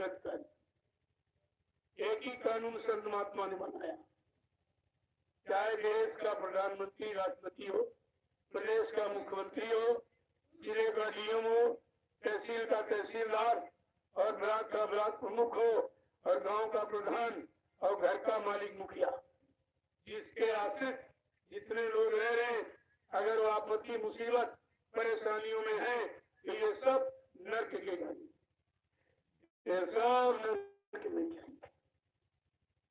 देखिए कितनी बड़ी चीज महात्मा है।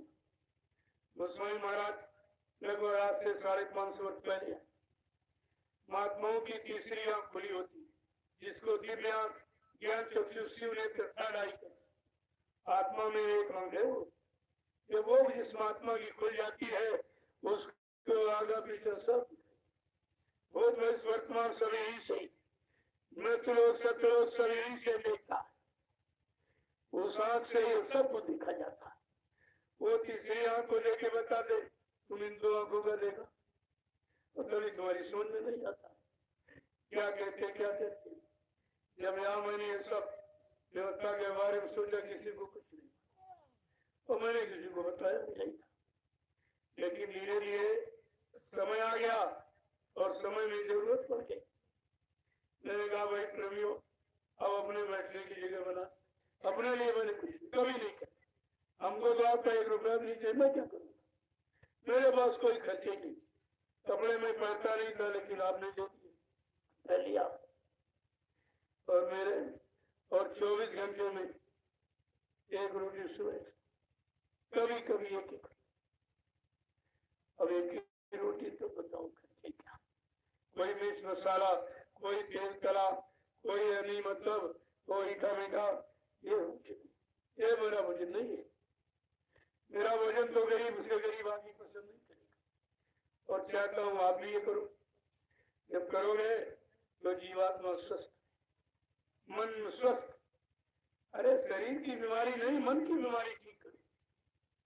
अगर मन बीमार है तो आपका साथ नहीं करेगा, और फिर आप तन से भी कोई काम नहीं कर सकते। तन के समस्त कार्यों का आरंभ मन से ही होता है।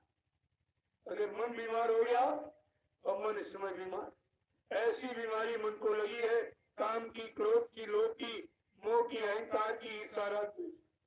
तो इस बीमारी की दवा किसी डॉक्टर में, मन की बीमारी की दवा किसी, तो तुम्हारे पास कोई दवा नहीं।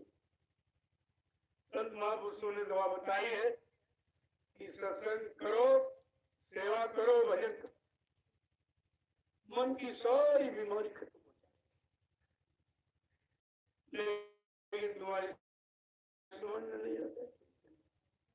धीरे धीरे आप आए, ये जमीन आपने अपनी गाड़ी कमाई नहीं, मेरा इसमें कुछ भी नहीं है आपका। और आपके लिए मैं केवल सुपरविजन एक, ये आपकी कमाई का कहीं दुरुपयोग न हो। इतना काम ये प्रेमियों की गाड़ी कमाई गरीबों की एक काट काट के बच्चों को और ये सेवा में दिया, तो इसकी रखवाली, इसको सही जगह लगाना ये मेरा कर्तव्य। मैं अपने कर्तव्य को बराबर समझता हूँ।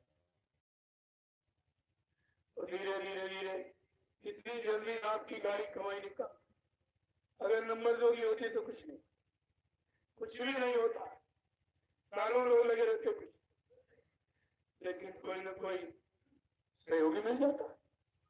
बिना सहयोगी के तो काम, इधर का सहयोगी तो हमको चाहिए, फिर उधर की तो जरूरत नहीं किसी की, लेकिन इधर का अगर सहयोगी नहीं लगाऊंगा तो आप कहते किसी की बात नहीं मानते, किसी बात नहीं सुनते। वैसे हमको सहयोग की आवश्यकता नहीं, वो तो अध्यात्म पावर से वो काम हो जाएगा जो कोई नहीं, लेकिन उस पावर का प्रयोग यहाँ नहीं किया, वो केवल जीवात्मों के कल्याण के लिए रखा है। और औजार वो ब्रह्मास्त्र केवल जीवात्मों के कल्याण के लिए चलाया जाता, यहाँ उसका प्रयोग नहीं। इसलिए देख रहे फिर भी हम देखे बन गए, जानते फिर भी अनजान बन गए। तुम्हारे जैसे बन गए, तुम्हारे जैसे न बने तो तुम पास ही नहीं खड़े। इतना डर भय लगेगा हमारे पास भी, लेकिन मतलब जीवों के लिए तो सब कुछ किया जाता है। जब जीवों के लिए धारण किया मानव तन, तो जीवों के लिए सब कुछ कार्य कराया जाएगा और मालिक समय पर सब कुछ कार्य करवा देगा। करवाने वाला कोई, मैं कुछ नहीं करता हूँ, कहे कोई लाभ करेगा कोई और। हमको भी प्रेरणा देने वाला, हमको आदेश देने वाला, हुक्म देने वाला, आदेश संदेश निर्देश देने वाला कोई मेरे सिर पे बैठा हुआ, वो कह रहा ये करो ये करो ये। मैं उसी आदेश का पालन करता हूँ और आपसे कहता आप भी पालन करिए, आप भी पालन करिए। आप देखिए हमको तो कोई जरूरत है नहीं, मेरे कोई बीवी बच्चा है नहीं जिसके लिए झूठ बोलूंगा या इकट्ठा करूंगा। मैं क्या करूंगा, ना मेरा कोई बैंक बैलेंस खाता, एकदम खुली किताब हिंदुस्तान, कोई देख ले कोई समझ ले।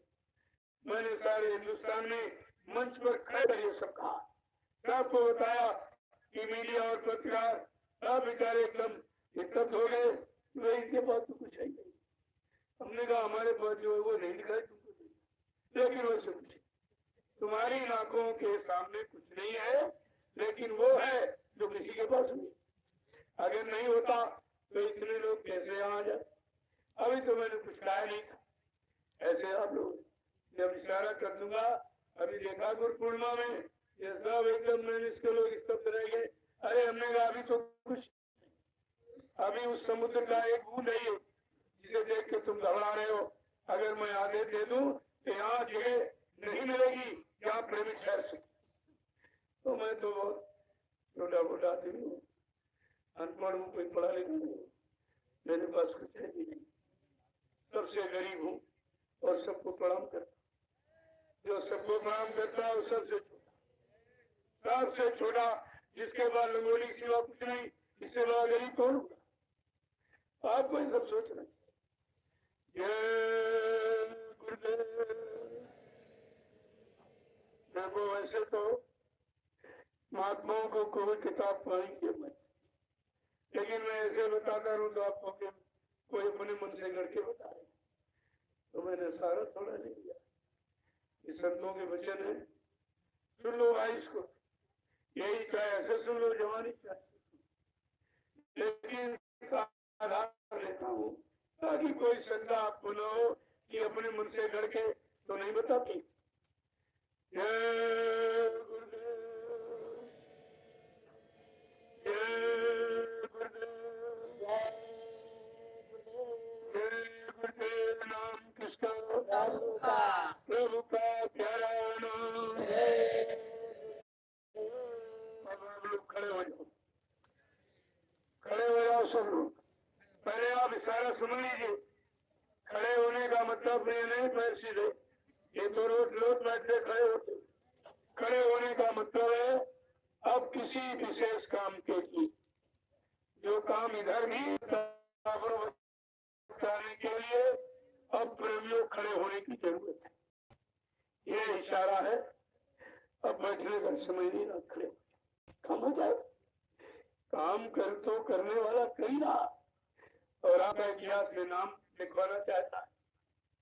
और जो तुम्हारा इतिहास बनाने आया, इतिहास में नाम लिखाना आया, तुम उसी को पैरों मर के चले गए और झूठ बोल के चले गए और काम कुछ हुआ नहीं। न तुम्हारा नाम, न तुम्हारा इतिहास, न तुम्हारी जीवात बनेगी परमात्मा से मिली, कुछ काम हुआ नहीं। चले गए। उनमें क्या झूठे गुरु थे? क्या झूठे गुरु थे? क्या झूठे गुरु को आपने गुरु बनाया? ये सब आगे आने वाले समय में आपसे पूछा जाएगा। क्योंकि जिस महापुरुष ने 60 वर्ष आपको सुनाया, समझाया, वो सब आपसे पूछा जाएगा मेरे बच्चों को कितना याद किया। ये लीला इसीलिए हुई कि देखे मेरे में किसको चिंता है, मेरी चिंता किसको है, मेरे लिए किसकी आंख में मेरे का आंसू है, कौन मुझको खोज रहा, कौन मुझको ढूंढा, कौन मेरे लिए परेशान कि मतलब हमारा काम उनके बगैर नहीं होगा। ऐसे भाव विचार में कौन खड़ा है प्रेमियों? इसीलिए लीला हुई। लीला माने परीक्षा है, ये परीक्षा है और आप इस लीला को नहीं समझ। जब सतयुग की हरि लीला नहीं समझ पाए, त्रेता की रामलीला नहीं समझ पाए और द्वापर की कृष्ण लीला नहीं समझ पाए तो कलयुग की सदगुरु लीला कैसे समझ लेंगे? ये सदगुरु की विशाल लीला और इस लीला में इधर और उधर दोनों तरफ की परीक्षा है कि आप इधर कितना शरीर से, मन, चित्त से, बुद्धि से सुधरे हो और उधर जीवात्मा के लिए कैसी तैयारी कर रहे हो। ये तो दोनों तरफ की लीला है। धीरे धीरे समझ जाओगे। सब सत्संग में पढ़े रहो सब, और ज्यादा बुद्धि दिखाई तो भाग जाओगे। क्यों? ये मत ऐसा ही, यहाँ बिना पढ़ा पड़ जाता है और पढ़ा लिखा बह जाता है। क्योंकि तमाम कूड़ा के जहाँ समेट के लाया, तमाम युगों की गंदगी कागज बटोर के ले आया, वो भी है कर्मों की। भाई 4 वेद लिखे ब्रह्मा जी ने, 1 लाख श्लोक है, 80,000 उपासना कांड के, 16,000 कर्म कांड के, मात्र 4,000 ज्ञान कांड के। तो उसमें पढ़ोगे क्या लोगे, क्या मिलेगा आपको? इसलिए समझने की कोशिश करो। यहाँ पढ़ना पढ़ाना कुछ नहीं, केवल करना। और पढ़ोगे तुरंत उसका रिजल्ट परिणाम आपके सामने आ जाएगा। तो धीरे धीरे जब सत्संगों में आते जाते रहोगे तो समझ में सब आ जाए। यहाँ तुम्हारे तीनों काम हो रहे, सत्संग भी हो रहा, सेवा भी और भजन भी। ये तीनों काम कहीं नहीं। तुम घर में रह रहे हो लेकिन ये तीनों काम न सत्संग वचन याद है, न तुम वो सेवा करते हो जिसमें परमार्थ तुम्हारा बन जाए। बाल बच्चों की सेवा ये परमार्थ नहीं है, ये तुम्हारा कर्म कर्जा है। कोई बेटा बेटी बन के आ गया, आप कर्म कर्जा नहीं उतारे, वो तुम्हारा निजी नहीं। ये जन्म जन्मांतर का जो जीवात्मा पर कालिक चढ़ी हुई है उसके उतारने के लिए ये सेवा है। सेवा का भी भाव अलग होता, फल अलग होता। जब आप समझ जाओगे जान जाओ। जय गुरुदेव, जय गुरुदेव, जय गुरुदेव, जय गुरुदेव, जय गुरुदेव, जय जय गुरुदेव। नाम किसका? प्रभु का, जय गुरुदेव। नाम किसका? प्रभु का, प्रभु का प्यारा नाम। सतयुग कौन लाएंगे? विश्व में शांति कौन लाएंगे? जन जन में प्रेम कौन लाएंगे?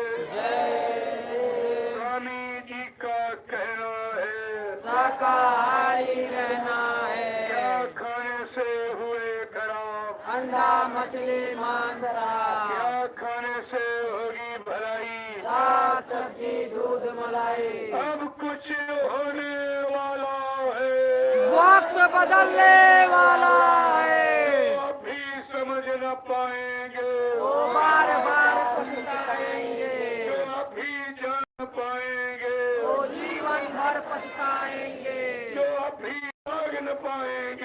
जीवन भर पछताएंगे।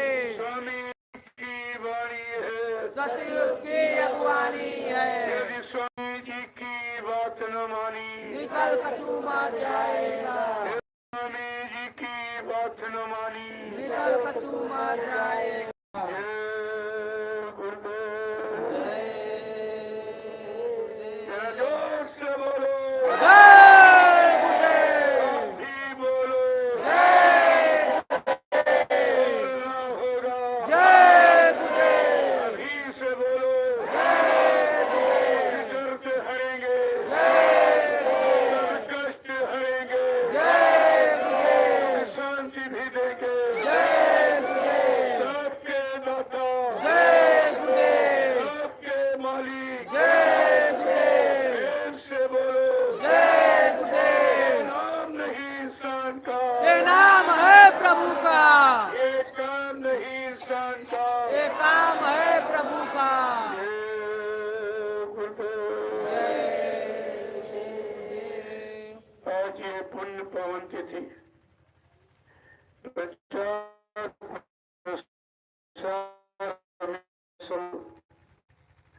कभी किसी ने धरती पर बनाया नहीं है, पहली बार किसी ने नहीं बनाया, किसी ने ऐसा प्रचार किया ही नहीं। ये प्रचार रुपए पैसे लेने वाला नहीं, ये प्रचार विचार बदलने वाला, इसी को वैचारिक क्रांति कहते हैं। रामकृष्ण आए, देश समाज का काम लेकिन मार काट हिंसा के द्वारा किया, मारे भय के लोग पूजा कर रहे हैं। लेकिन कलयुग का परिवर्तन सद्गुरु दयाल के द्वारा वैचारिक क्रांति से, कोई मार काट नहीं, कोई हिंसा नहीं, कोई गंदा व्यवहार नहीं, कोई छल कपट, ये सब खत्म हो। अभी तो लोगों को मौका दिया जा रहा कि आप कर लो, बाद में मत कहना कि बाबा जी ने मौका नहीं दिया था। सबको मौका दिया गया। अच्छे से अच्छा जो भी करना चाहो कर लो, और बुरे से बुरा जो भी करना चाहो तुम्हारे मन में कुछ रह न जाए। लेकिन जब दूरदर्शी आए, धरा पर सती लाएगी। दूरदर्शी का उद्देश्य विश्व गुरु हो भारत देश। दूरदर्शी का ऐलान स्वर्ग बनेगा हिंदुस्तान। दूरदर्शी का पैगाम हर बच्चे को देगी काम। दूरदर्शी आएगी, माँ बहनों की लाज बचाएगी। इसके पहले कोई कुछ कर ही नहीं सकता। मौका तो सबको दे दिया, आप करना चाहो, लेकिन किसी को कोई नहीं कर पाएगा। आप देखते जाइए, जब तक वो दूरदर्शी की शुभ घड़ी, वो तारीख दिन नहीं आ रहा, तब तक आपको मौका दिया जाए, कर लो। वो आने पर ये सब खत्म। अभी न्यायालयों में न्यायाधीश बैठे, उनसे कहा जा रहा इस भारत की जनता को न्याय दे दीजिए।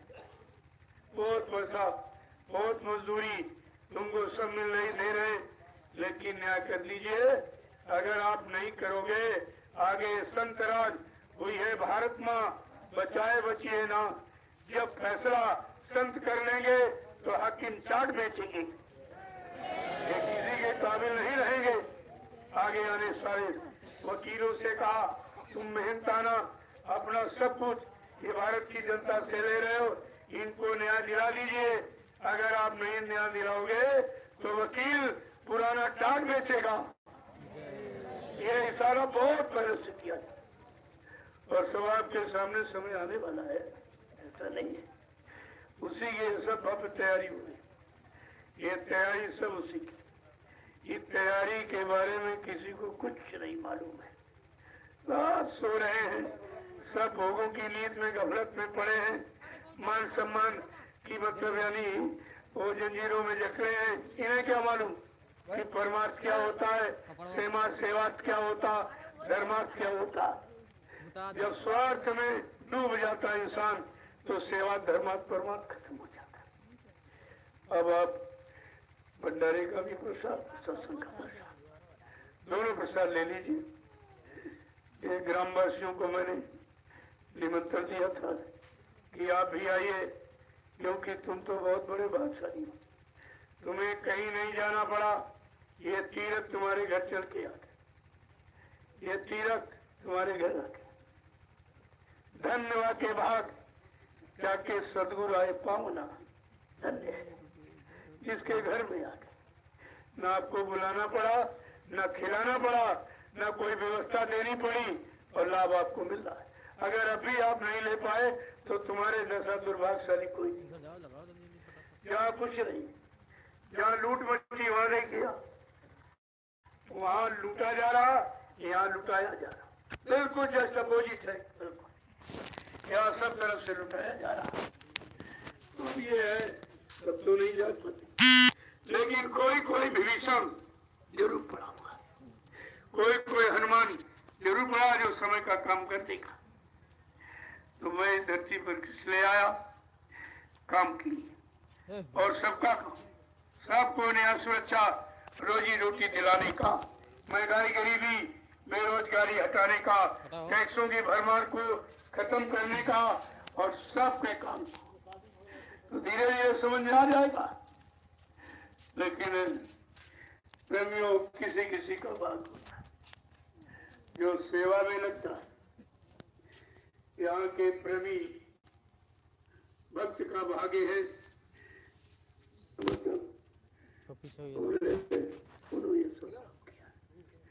डॉक्टर लालचंद यादव, जिन्होंने पूरा सहयोग और अभी तनमन से दिया। इनका कोई स्वार्थ नहीं है। ये परमार्थ का सबसे बड़ा पार्थ उसी के नाम है जो इस शख्स को मिला।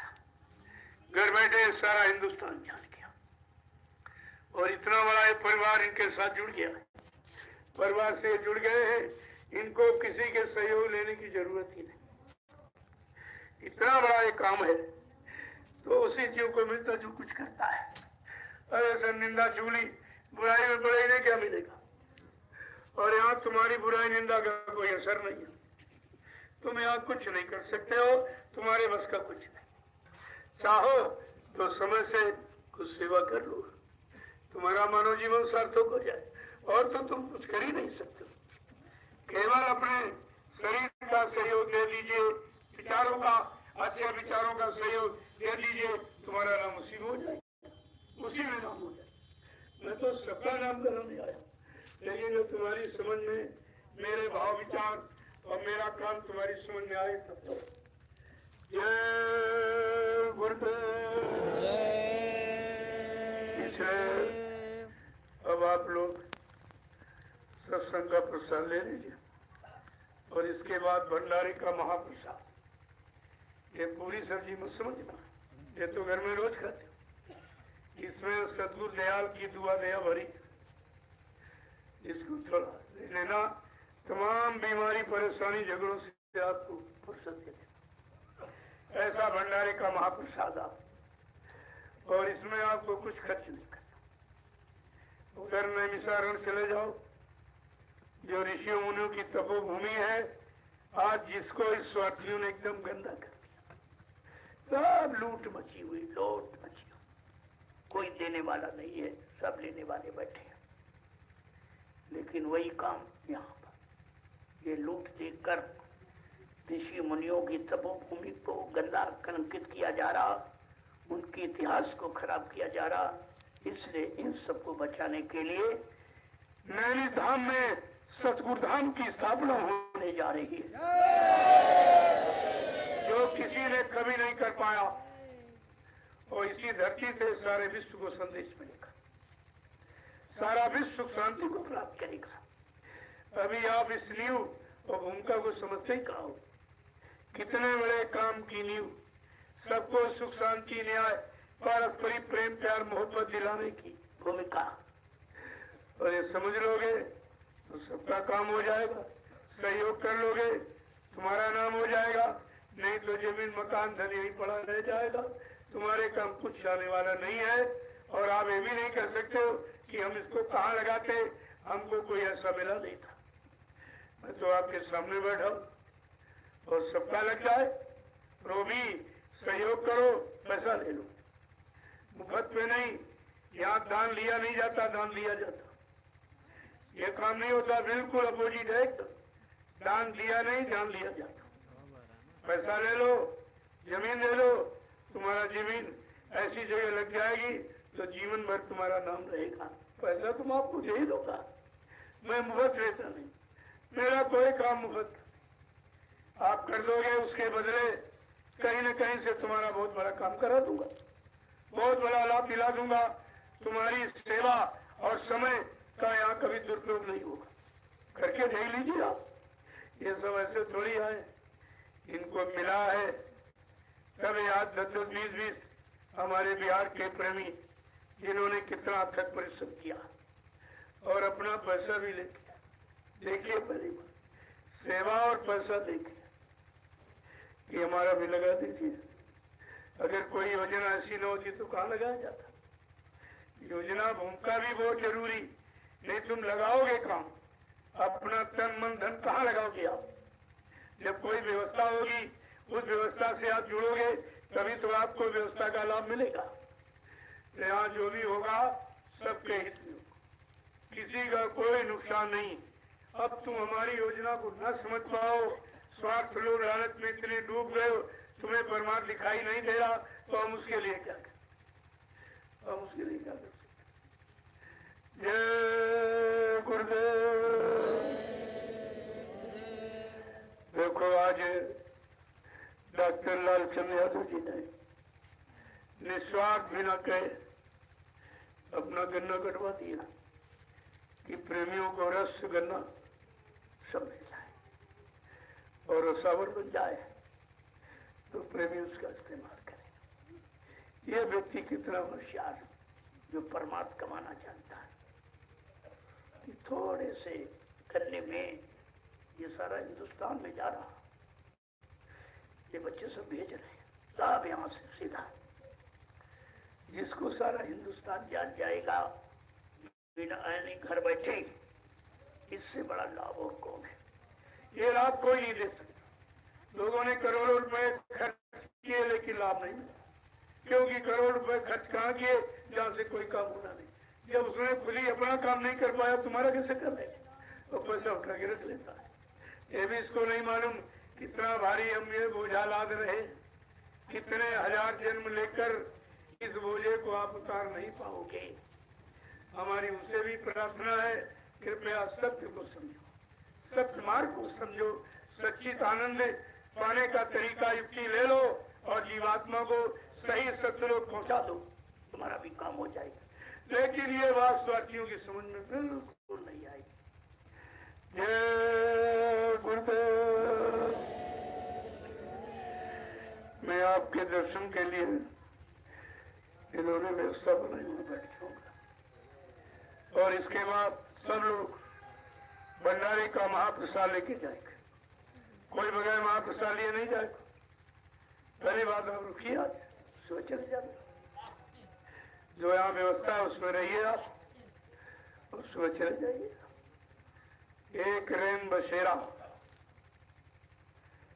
तो आप मालूम नहीं है कि धरती का प्रभाव क्या है। एक बार भगवान शंकर पार्वती जी चले जा रहे थे, बियावन जंगल में पहुंचे। भगवान शंकर एकदम रुक गए और साष्टांग दंडवत प्रणाम करे। पार्वती जी इधर उधर देख रही, कोई मंदिर नहीं, कोई मतलब धर्म स्थल नहीं, कुछ नहीं, किसको प्रणाम करना है। 1 घंटे के बाद ये उठे, कहा भगवान ये क्या किसको कह रहे हो।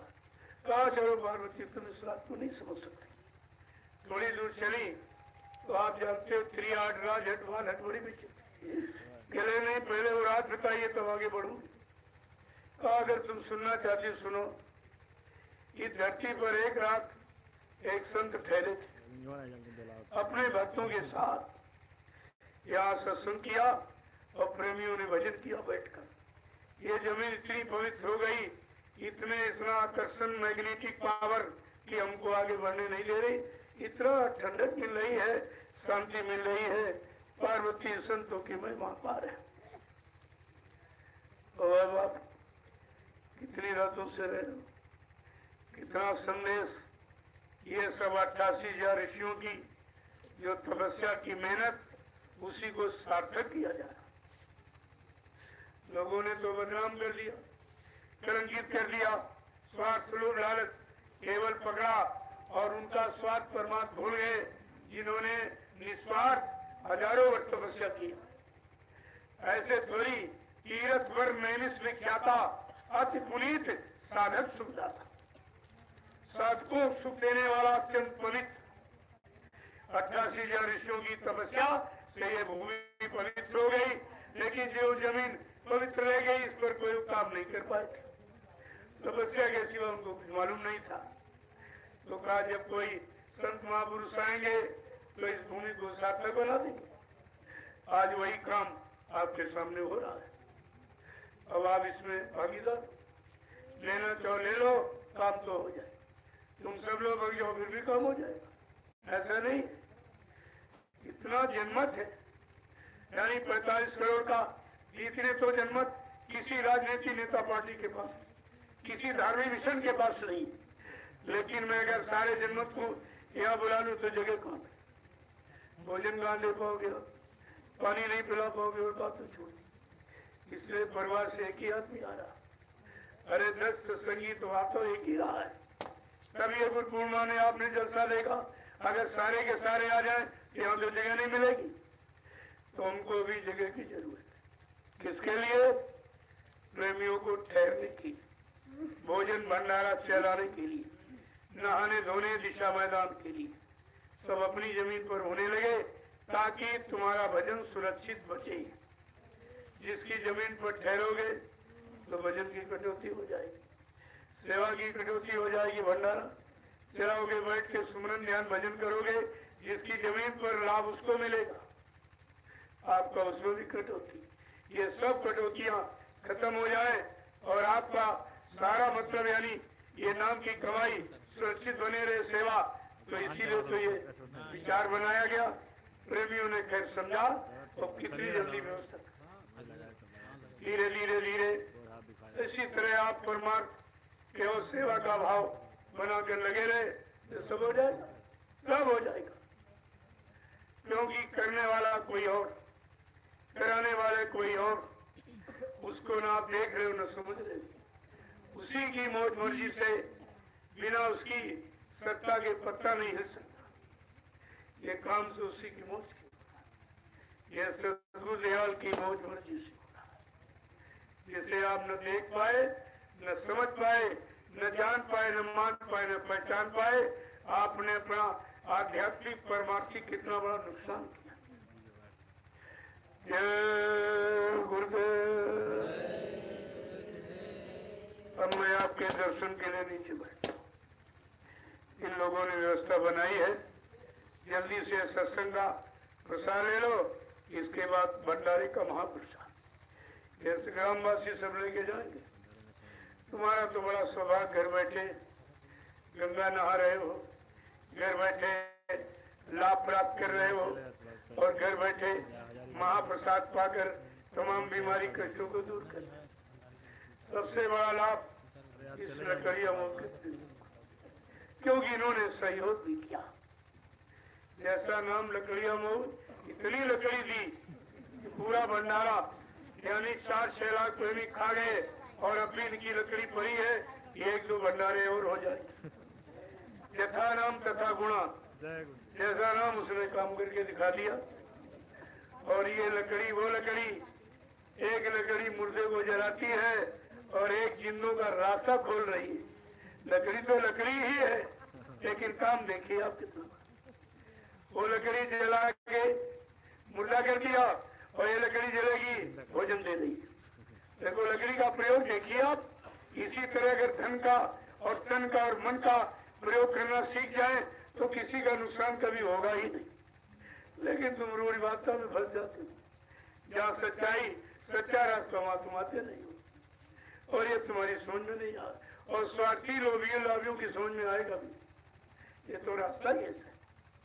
जय गुरुदेव। अब आप सबके दर्शन के लिए मैं नीचे बैठ देखो, इस संदेश को अपने अपने मोबाइल पर लूट, ये कहीं नहीं मिलेगा।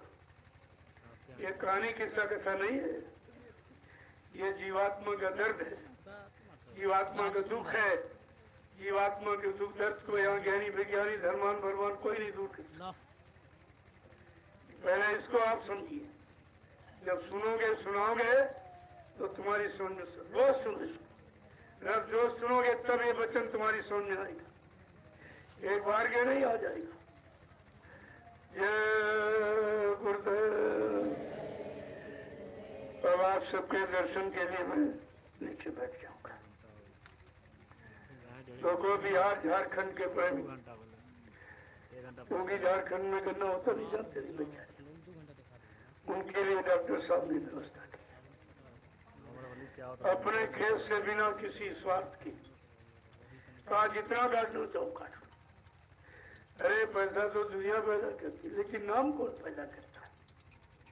करोड़ों रुपए खर्च कर देते, आप नाम नहीं पैदा। तो देखिए सेवा का फल, ये सेवा है और सेवा का फल आप देखिए कभी कम नहीं होता। ये तुम्हारे मन की कमजोरी है, जो हिसाब लगाने तो इतना अगर खर्च आएगा, इतना नुकसान हो गया, इतना। अरे जो नुकसान हो रहा वो दिखाई नहीं दे रहा, और जिससे लाभ मिलने वाला उसको भी नुकसान समझ रहे। ये तुम्हारी मानसिकता है, समझ नहीं पा रहे आप। तो जिनको रस पीना तो रस, गन्ना चूसना तो रख लो, चूसना। और जिसको न मिलाओ वो खेत उनके सामने खड़ा, वहां से कट के फिर आ जाएगा। क्योंकि जब तुमने इनको अपना माना, इनके खेत को अपना माना, काम को अपना माना, तो ये क्या दूसरा बनेगा? ये भी तुम्हारे लिए दरवाजा खोल दिया। तो प्रेमी तो बगैर किए खाता नहीं है, कि उनको सिखाया गया कि बगैर सेवा किए खाना मत। तो ये सेवा करेंगे तो खाएगा। आप इसको पहले समझिए और देखिए, करिए। मैं तो एक विभीषण और हनुमान की तलाश में निकला, मिल जाएगा, काम हो जाएगा, रावण की सारी सेना बेकार हो जाएगी। आप इतिहास क्यों नहीं उठाते जी? तो इसलिए काम को पहले समझिए। एक विभीषण एक हनुमान मिल गया, देखिए काम सब काम ये कर देगा, सब काम। इनको ऐसा बल पौरुष दिया जाएगा, ऐसा आंतरिक ज्ञान और बल बुद्धि दे दी जाएगी कि अपना सब काम करके अपने परिवार का भी तरन कर सके। बहुत बड़ा काम है, अभी समझ में आ नहीं रहा है। मैं तो यही कह रहा भाई, सब लोग कर लो, सब भागीदार बन जाओ, सब परमार्थी लाभ कमा लो, और जमीन और दुकान मकान पद पत्नी बाल बच्चे, तुम्हारा शरीर ही पड़ा रही है। ये कुछ काम न जाने वाला न काम आने वाला। जब रास्ता यानी खुल जाता है तब यानी जाने जाना शुरू हो जाता। जब यहीं का रास्ता बंद किए हो, पैसा लेकर भी नहीं खोल रहे हो, तो तुम वहां का रास्ता कैसे खोल पाओगे? तो जो तुम्हारी जीवात्मा सतलुत पहुंचे, इसी का नहीं समझ पा रहे तो वो कहां समझोगे? तो बात समझने की है, और इसी समझौती का नाम ही सत्संग है, और कुछ नहीं। तो मैं आपके दर्शन के लिए नीचे बैठ जाऊंगा। यहाँ से आप प्रेमी अभी आपको सत्संग का प्रसाद दे देंगे, यहाँ लेते जाओ और भंडारे में भोजन करते। एक बार की जाओगे तुम्हारी इतनी व्यवस्था कैसे होगा? पहले यहाँ लो, धीरे धीरे यहाँ से लेते जाओ, उधर भंडारे में बैठते जाओ।